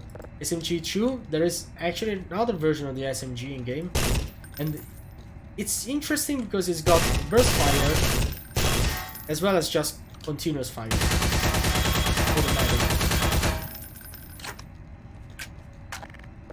Shotgun, well, we've seen it already. Machine gun, this thing looks fugly.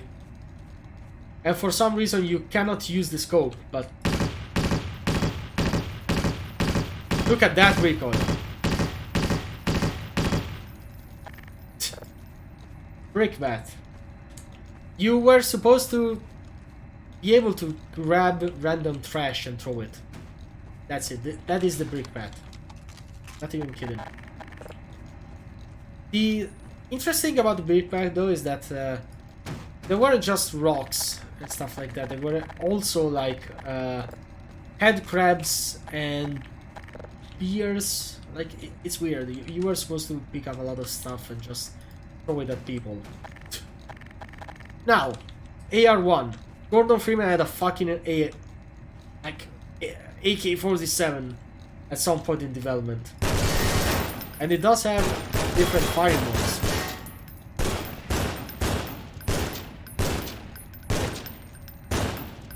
Look at this.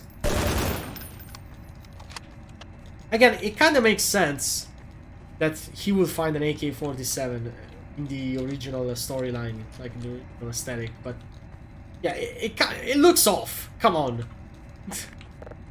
AR2, well, again, you've already seen this one. It also has a grenade, but I don't really know how to trigger it. A grenade launcher, I mean. Incendiary rifle. This was recycled into the final AR2. But yes, it's basically like a flare gun, but better. That's it. Sniper rifle. This is interesting.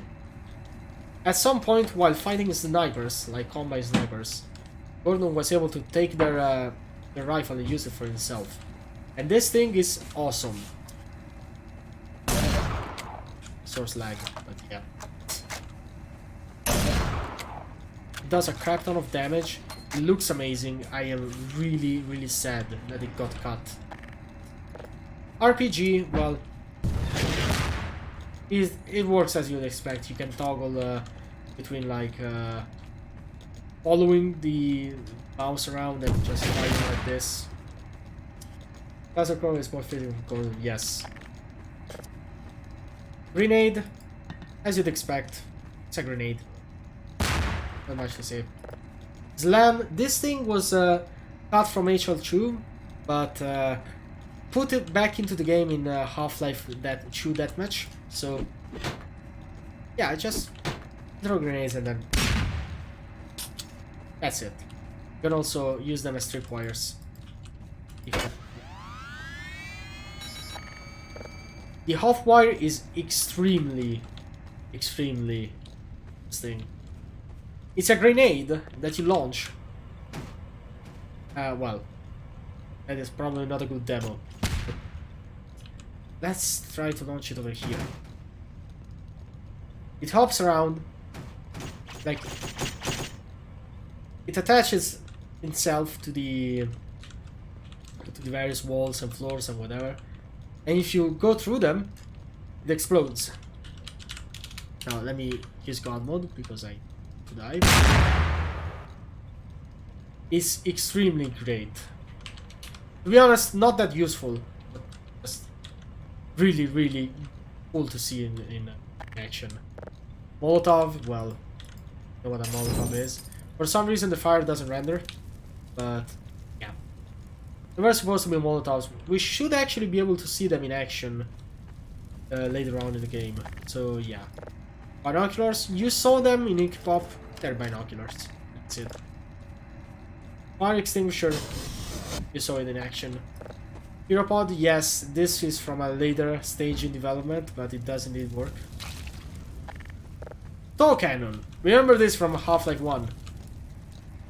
This was supposed to be in Half-Life 2 as well, and not just on the buggy. It works exactly like in Half-Life 1. You can also tow cannon jump. Combine guard gun. This thing is bloody amazing. It's an extremely overpowered jet, like Ray or whatever, that was supposed to be used by combine guards, and we'll get to combine guards later as well. But this is from a different time in development, I believe, so yeah. In the meantime, I'll show you it in action. You click it, and that's how it works. It deals a crap ton of damage. And finally the emulator. Well, you've seen the cremator, and this is the gun that it would use. Again, it's a sort of flamethrower. It just works with energy or whatever, and you can self-damage this. So yeah, I'm now on fire with blue flames, and I well, greenish whatever. And I'm dead.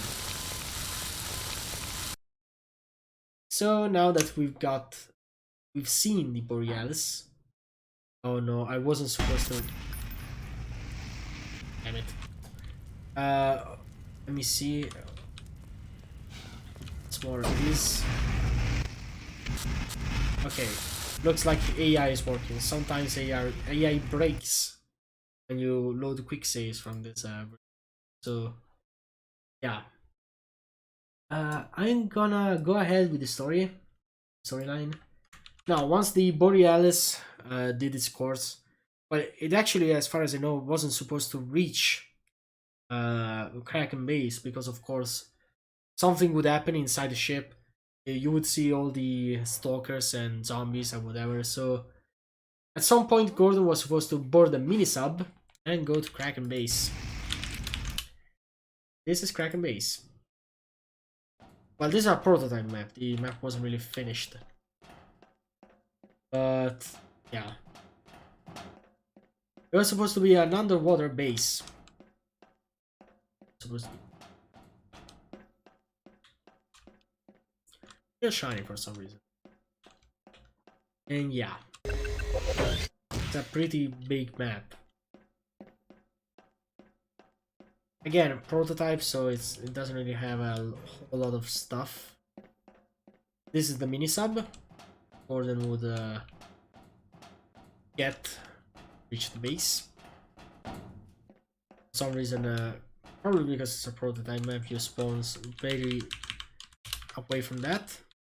But yeah, look at this. Again, it's a very, very big map. I'm just gonna skimmer through it. Some portions like empty as all hell. And we do have some more Kraken base maps, but it's all revisions, so they're not gonna them. Now, at some point after Kraken base, Gordon will reach.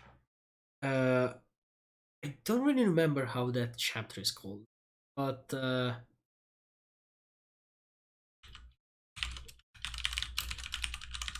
that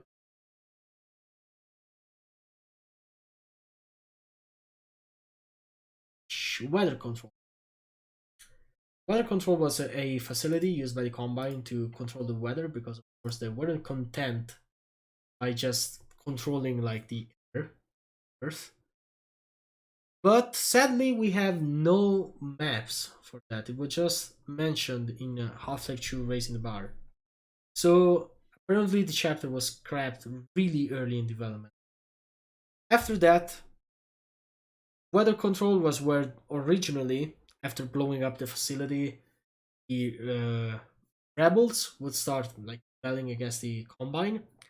And here, Gordon was to meet Captain Vance and join forces with the conscripts, which were basically like the, let's say, the lower ranked Combine forces. Like they were a captain, like they were Captain Vance was their leader, and here's the thing. In theory, they would work for the Combine. In practice, however, they were supposed to were plotting to revolt against. So yeah, after that, they would board a plane and, I joke you not, crash inside a building. This is the Vertigo chapter, again completely scrapped from development. And yeah, this is how they would go back to CD17. I don't know how I'm supposed to get through this, but I'm supposed to. And yep.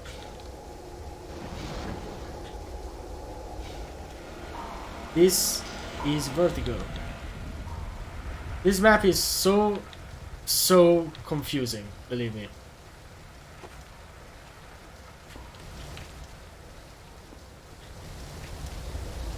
This is an earlier version of the map. And again, after crashing into this building, you know, people would riot down the streets.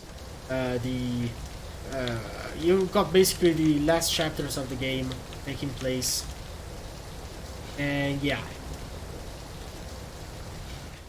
Again, earlier revision. We do have another revision that is coming up later. Yep, that's supposed to break. About those steps, but we're going to go something like this and go through either way.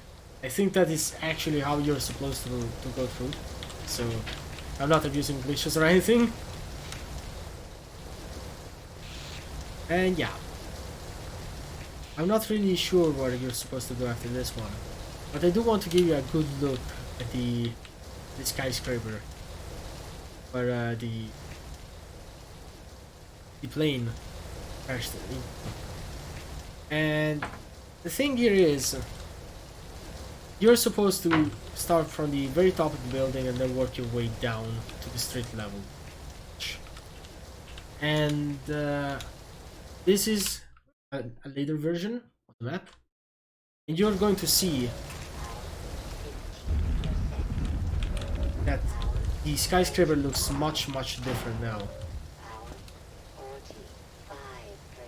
Let's go export.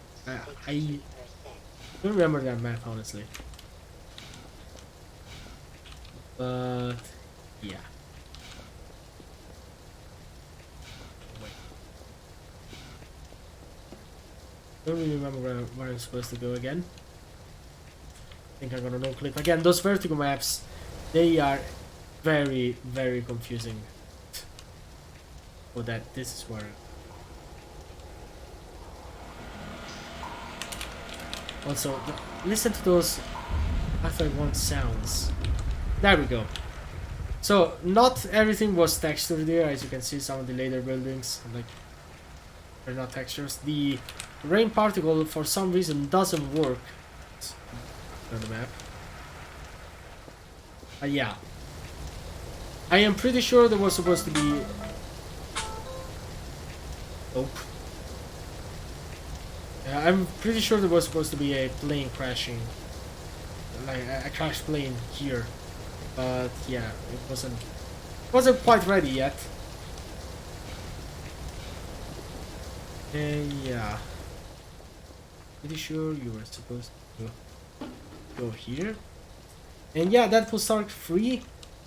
Welcome. I'm still streaming. Honestly, if you missed the earlier portion of the stream, I do recommend you watch the VOD later, because you did miss quite a lot. We are at the very last portion of the game right now, basically. So, yeah. But you can still see something. Don't worry about that. And I have no idea where to go. But yes, I do know that you're supposed to go down, like from the skyscraper, and basically reach street level. But yeah, again, hello there, man. We do have another map from Vertigo. Well, actually, more than one. This is the earlier version. God, fuck, damn it! Wait a minute. Just need to do something. Somebody is calling me, and be right back, man. I'm sorry. God damn it.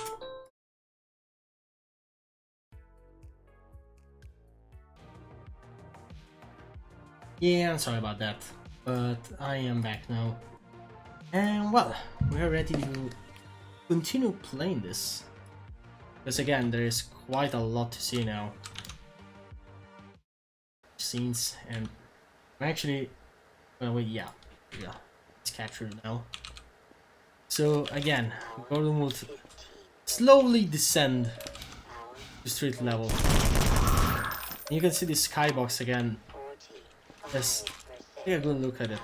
I think it got completely cut in the final game, and it really embodies the darker version of CD17 and like the beta static engine. The roll, fucking hell. Again, no clipping because quick saving and quick loading is broken.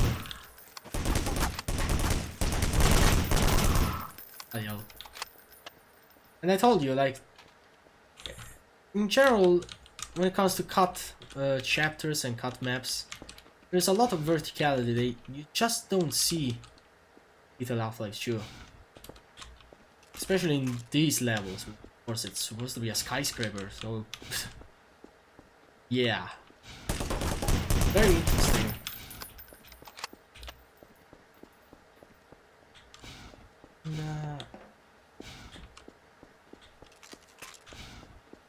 Not quite sure where to go.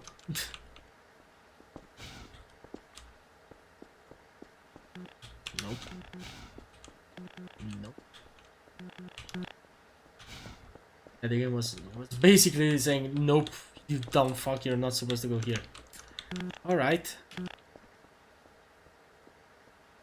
Let me no clip again and see. Oh, god damn it. It was hiding in plain sight. You're supposed to go here. Right.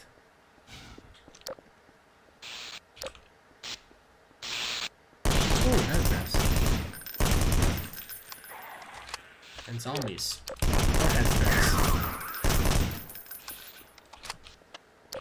Okay, then.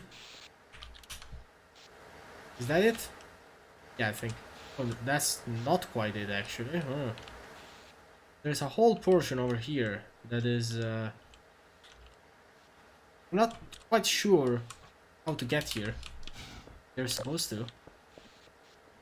Yeah, apparently this portion of the map was not finished yet, but... yeah, I know that this thing is supposed to move at this point and go all the way down this area, break this glass, and load the next version of the map, please. That is the another map starts here with. That's the level transition. So, we do have a later version. We're gonna take a really quick look at it, see what's changed. They did add a 3D skybox. The layout seems extremely similar now. No enemies though. So the earlier version does have enemies and this one doesn't. Pretty interesting.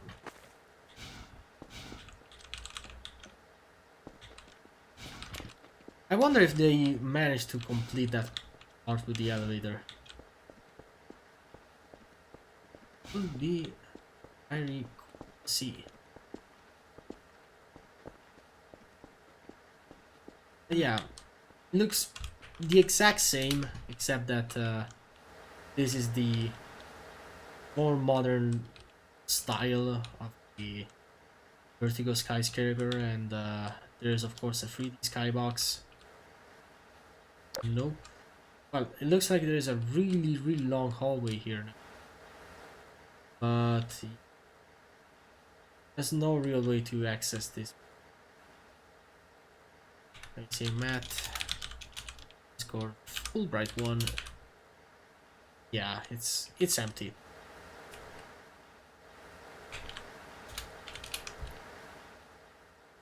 Yep. So again, you're supposed to be here. This thing goes down, crash it into this glass, and then another chapter. So we got the map. No. Map Vertigo. This is, as far as I know, the last version. I mean, the last Vertigo map that we have.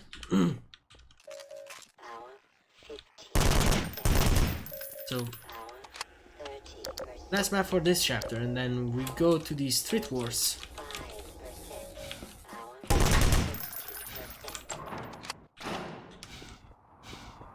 Oh, okay, so this is where it happens. And I think I'm stuck. Nice.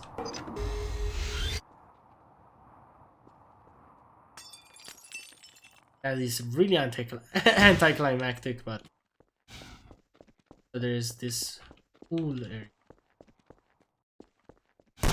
Soldiers.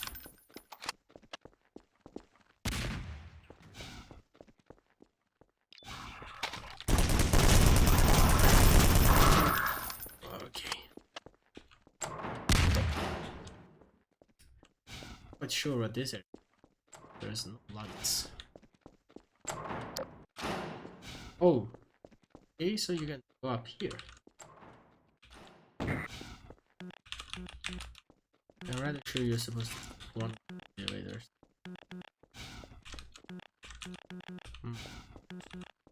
You need to trigger something? Not quite sure.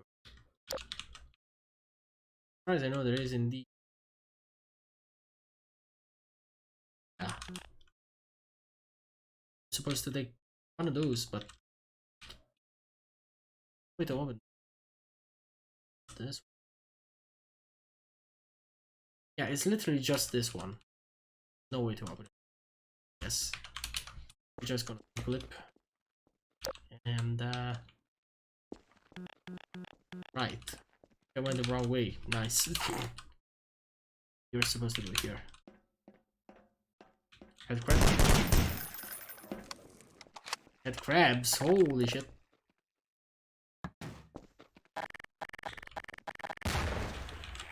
I'm gonna use the AK for a bit. Yes. I'm giving the AK much more in this game. It's called AR1. Here. Oh, I think I know. Oh? Yeah, you're supposed to go from here. Well, that was pretty weird. How are you supposed to... Meh. Okay, we're just... Quite a lot of this map. Oh, damn. So we were here before, alright. But now... Again, guys, I'm pretty much as clueless as you are about... After all, it is an unfinished beta map, so... Again, even Valve themselves knew for sure. Otherwise, the geometry is just finished. Map flow same. Alrighty. Oh, yeah. Okay, we're progressing alright.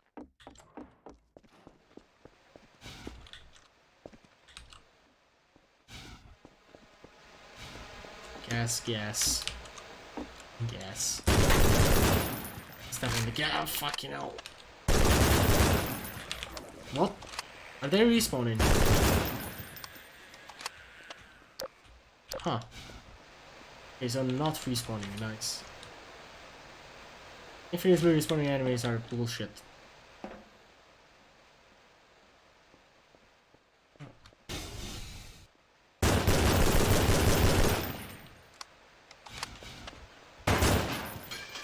AK is great, huh? Okay, so we've got puzzles. Oh, nice. I can turn it off. I think it might be bugged. Yay. Yep.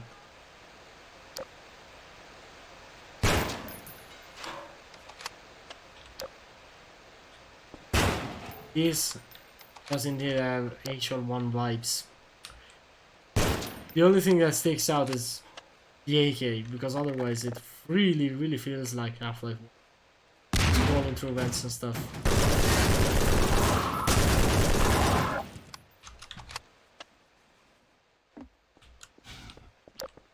Should be near the lobby.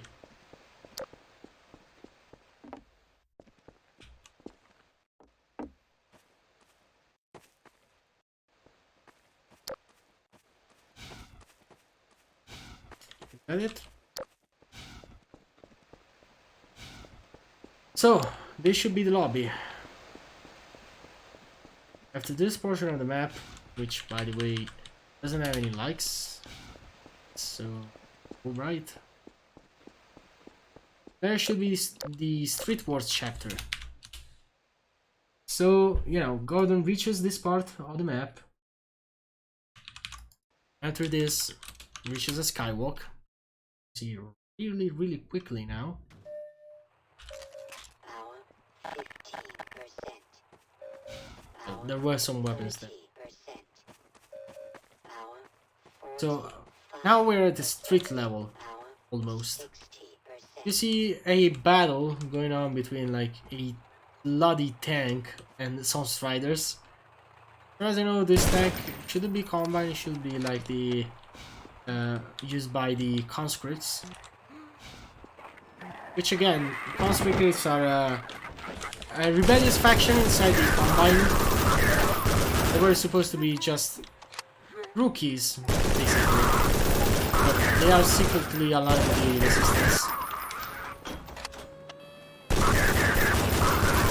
Oh, I think the battle is going on. We missed it. Okay, yeah, that tank was quite possibly not friendly. So it was used by the combine, alright. Yep, combine using a bloody tank. Is that like I don't want to know. Either way, yeah.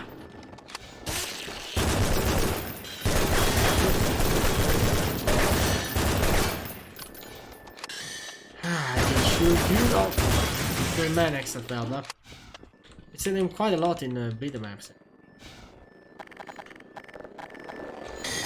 Fuck.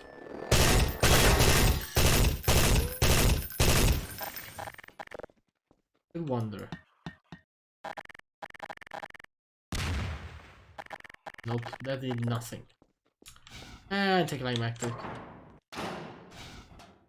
There's a strider right here. Bam. And I do hear citizens dying and yeah. Okay, so those things that you see over here. Oh god. They are Wasteland scanners. So remember city scanners? Well, they are pretty much the same, except they're used for the Wasteland. And in this, like right now, those are, we're not in Wasteland, but they do have bombs. Yeah, they're scanners with goddamn bombs. So I didn't want to kill them because if I don't, yeah, that's it. You can see the bombs right here. So they can be trouble.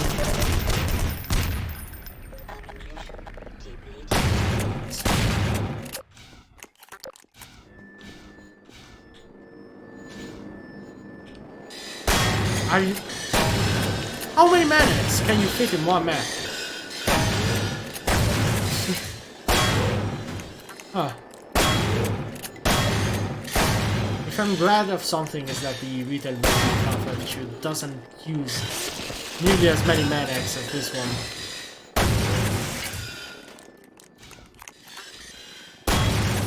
There. Finally. Finally. Okay. Then on a skywalk and then we should... What was that, by the way? That was freaky. Seriously. Now that we're here, we go to the rooftops. We are very close to the end of the game.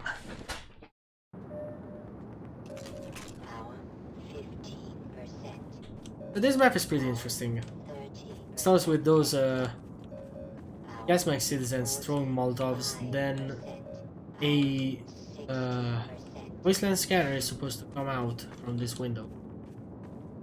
This map might be broken now.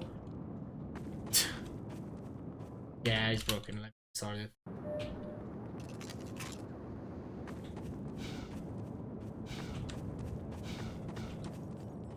I actually think they missed their target. Oh, there we go. That's how it works. There we go.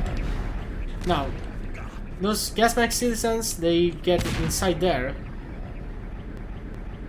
The Wasteland scanners are actually supposed to kill this guy. I'm gonna do it myself, otherwise we're not gonna progress. And after killing it with a bomb, this wall breaks. And we get over here. Press the map, please. I'm not gonna give myself other weapons. I'm just gonna use what's given to me. 15%. This jump is really hard. Let me retry. But yes, that is actually what you're supposed to do. You're supposed to jump from here to there. There we go. And there's a lot of stalkers. And yeah, Wasteland scanners. There's quite a lot happening in this map.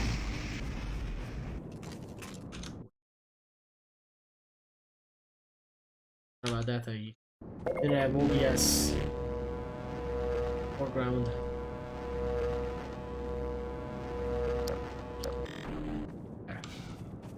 So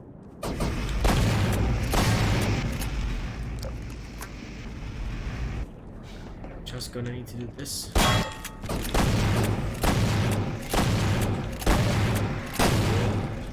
Bloody no.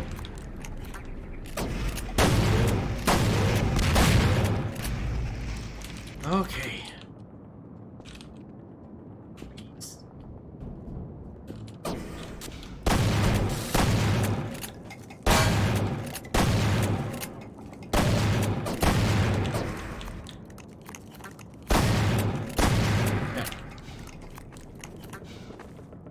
Finally, so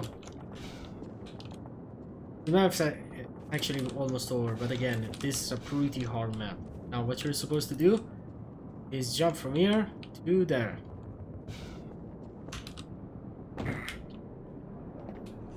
No, I did. And more Wasteland scanners. Why? Who doesn't love them? Not each. Bombs. Come on. Seriously. Power level is This is where the map is supposed to be. I think there should be a level here. Not supposed to. So, major fracture Yeah. detected. again, end of the map. Automatic medical systems engaged. And now, Administ this map is extremely interesting. So, we're now at street level, right? Those are conscripts. So there's a battle. And you got this tank. It's destroyed by the conscripts. And this map is actually referenced in Half-Life 2 Raising the Bar. And you'll see why it's so interesting. Again, conscripts going on. You got a combine sniper right there, and you need to approach him and defeat him, because there is a conscript pinned down right there by the sniper.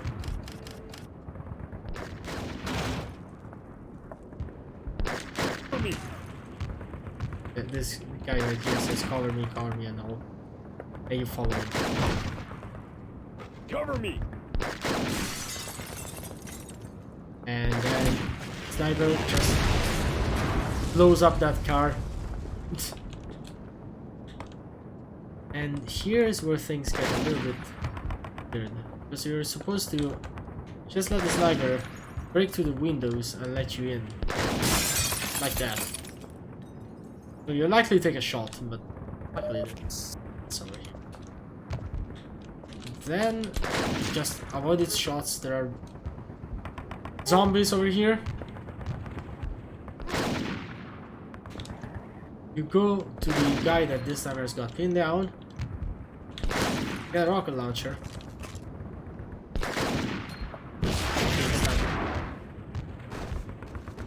Now, why is this so interesting? Apart from the fact that, as I said, this has been referenced in Half-Life 2 Raising the Bar, which is super cool, because we finally get to see this map in action. The really interesting fact is that this scene plays very similar to the retail portion of the map of the game, where Barney gets pinned down by a sniper. Except, of course, Barney is not this guy. This is just a random conscript. Barney is a member of the Metropolis undercover.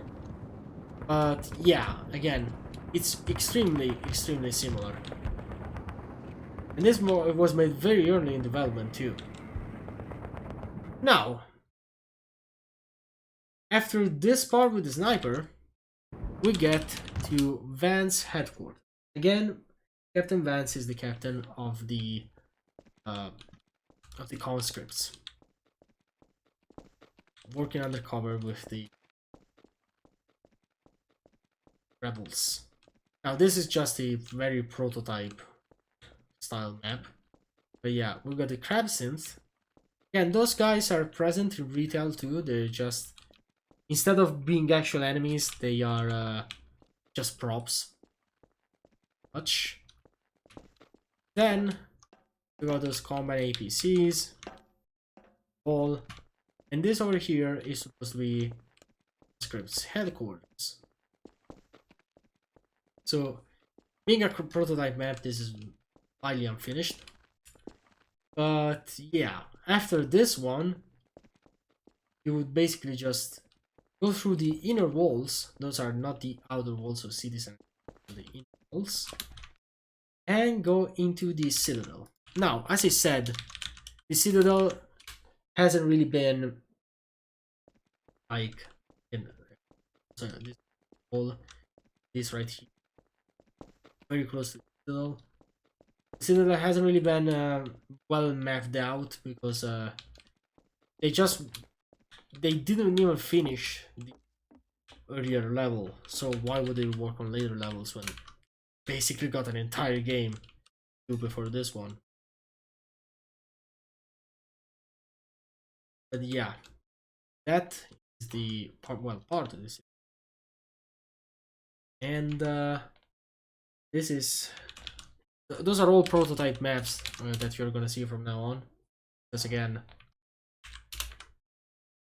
they just barely touched part of the game.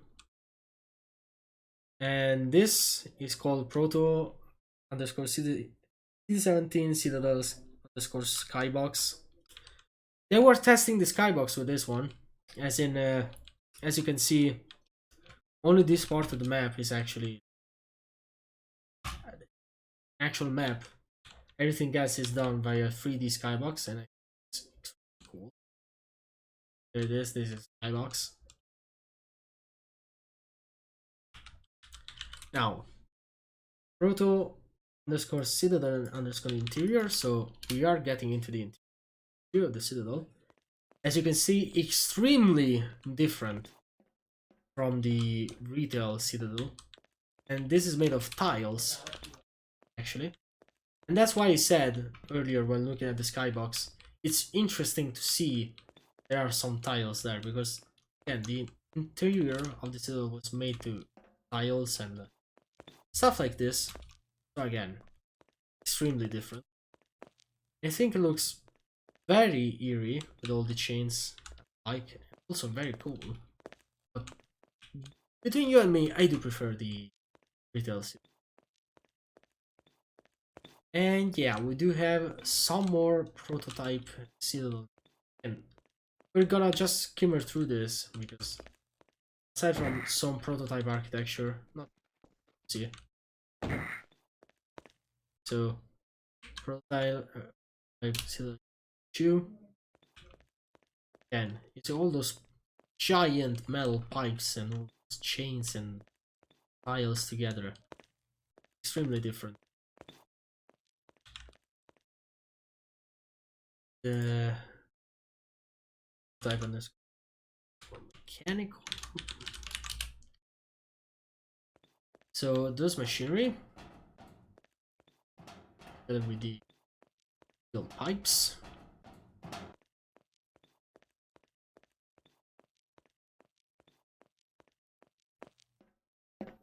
Some furnace, it seems.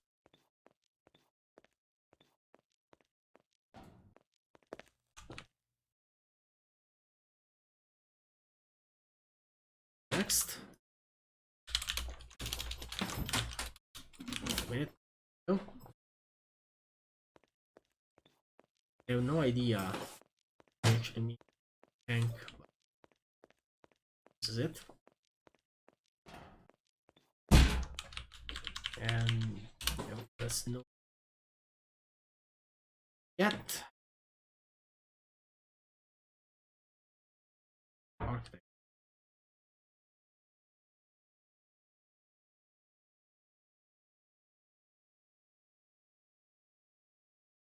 Oh, that's what I mean. Yeah, those gas tanks.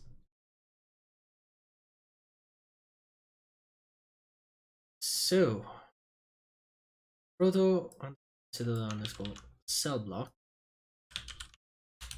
The citadel did indeed have a cell block inside of it. It's pointed to. It was just very, very different than what we've got, but yeah. Purpose was still the same at the end of the day. You didn't gone there. I'm stuck now, so I'm just gonna go clip out. This is a beta prisoner pod.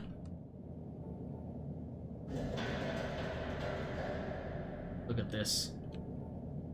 Of course, you would expect it to be different because different architecture and all. So, oh, you can move this around. Huh? What did it shoot?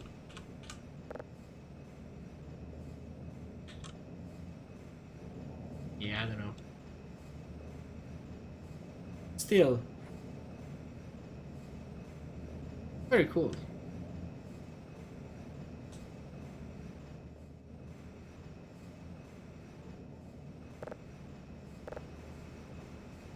And this is the shore. Oh, this second one.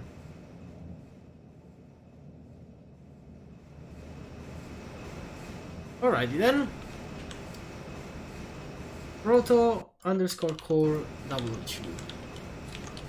This is also very interesting because this was supposed to be the Citadel core. Now, we don't really know what was supposed to happen inside the Citadel core. But we do know something. While the core does not appear in Half-Life 1, I mean in 2, it does indeed appear in Half-Life 1.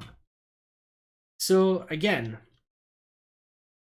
the core is completely scrapped in Half-Life 2, and Episode 1 doesn't look nearly as similar as this map. But the idea did indeed got recycled. Recycled and fun. And then map proto underscore citadel underscore console. Now, console is again the pretty much beta Doctor said. This end liner over here is likely a placeholder thing. And this was supposed to be the beta brain's office. Now, Odell over here is definitely a placeholder. Again, it wasn't supposed to be here. That is the where the console was supposed to be. While Alex is indeed supposed to be here, and Mossman as well. Now, Mossman is not the Judith Mossman that we knew, but it was still supposed to be called Mossman. But however, was I mean, sorry if this is getting confusing. I kind of fucked the explanation up. I didn't know about that. Mossman was supposed to be the leader of Kraken Base, and guess what? Apparently, since the very first drafts of Half-Life 2, she was supposed to be working undercover for Combine instead, and bring Alex Vance to the console. So here, there was supposed to be a confrontation we don't really know what was going to happen, because again, the storyline changed at some point in development. Well, very early in development, and goddamn it, and so it wasn't finished. Storyline wasn't finished. That is, so we got all the monitors, and basically the console was supposed to sit here. Pretty cool aesthetic, ask me. And yeah, this was actually the very last story-related map that we got for today. Because every other map that I have is a version of the beta is just a prototype. 45%. So yeah, 50%. I do want to ask you now, do I go ahead with the other prototype maps? So, you know, various test maps, proto maps, and other logic related maps that I've got for this build of the game. Do we go ahead with the late 2001 and 2002 version? It does indeed have various different stuff you could see.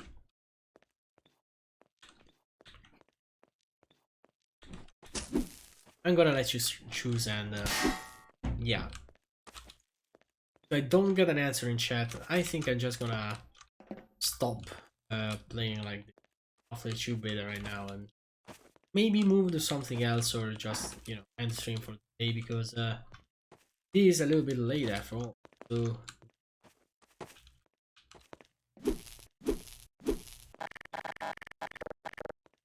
meantime, I'm toying around.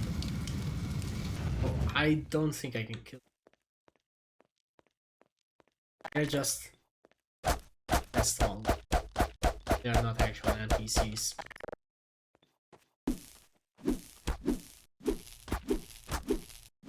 Changes all the various animations. Cycles through. Bossman, for some reason, she doesn't.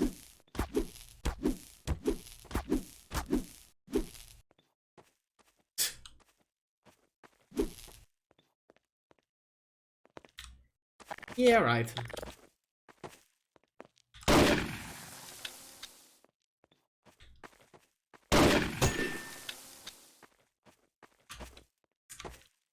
Alright, yeah, I think I'm gonna just stop streaming for today. After all, I do need to also go at around 7 p.m. as basically all Mondays. So I do think I'm gonna stream more of the Half-Life 2. There is a whole lot more to see. So point is, apparently, you know, not a whole lot of my audience is interested, and spoiler alert, I think I saw that comment. You know, it is a little bit of a niche thing to stream. Point is, I do kind of want to try and see if I can stream it. Basically, do surprise streams with it. Stream the later, like 2002 to late 2001 to 2002 maps. They should be a little bit more than those ones. A bit more, well, not really more interesting. They are pretty much as interesting. But they do feel they do have a different aesthetic. It's basically kind of a mix between the ones that you see today, that you saw today, and the later ones are close to detail. And after that's done, I kind of want to try and stream the later 2003, or on the other hand, closer to what we got in retail, but they are still beta maps. They do sure scrapped concepts, and somebody has actually managed to make a map pack, all those maps completely fixed. So they do still like have all the beta elements. They haven't been retouched to like be completely different. they are faithful, but they have been modded in a way that doesn't make them crash, of course, and they do give a cohesive experience. So you can play the entire lake from start to finish without having to like without transitioning from one level to another using the console, because originally some of the level transitions without fearing like some logic of the map has been corrupted or it doesn't work. So again, very interesting stuff, ask me. And thanks, Thunder. Yes, I am pretty much done streaming for today, so I'm sorry if you didn't catch that. But again, we did look at the Half-Life 2 beta, 2001 maps specifically. And again, finishing the game is a bit of a big word, because at this point, like, later levels were just they were just early drafts. So there wasn't even like a proper Citadel chapter. So I played them like I could, and I did show them like all these story related levels plus a few extras. You can see the VOD if you're interested, and again, I do think I'm gonna play later builds, later 2002 levels and 2000, late 2000. But did you finish the main game? Yes, I did. I love it. I love Half-Life. That is one of the reasons why I'm interested in the beta as well, by the way. It's so different, yet it's extremely interesting as well. So yeah, that's gonna be it for today. I hope you enjoyed it, and I hope to see you next time. Bye for now. Have a great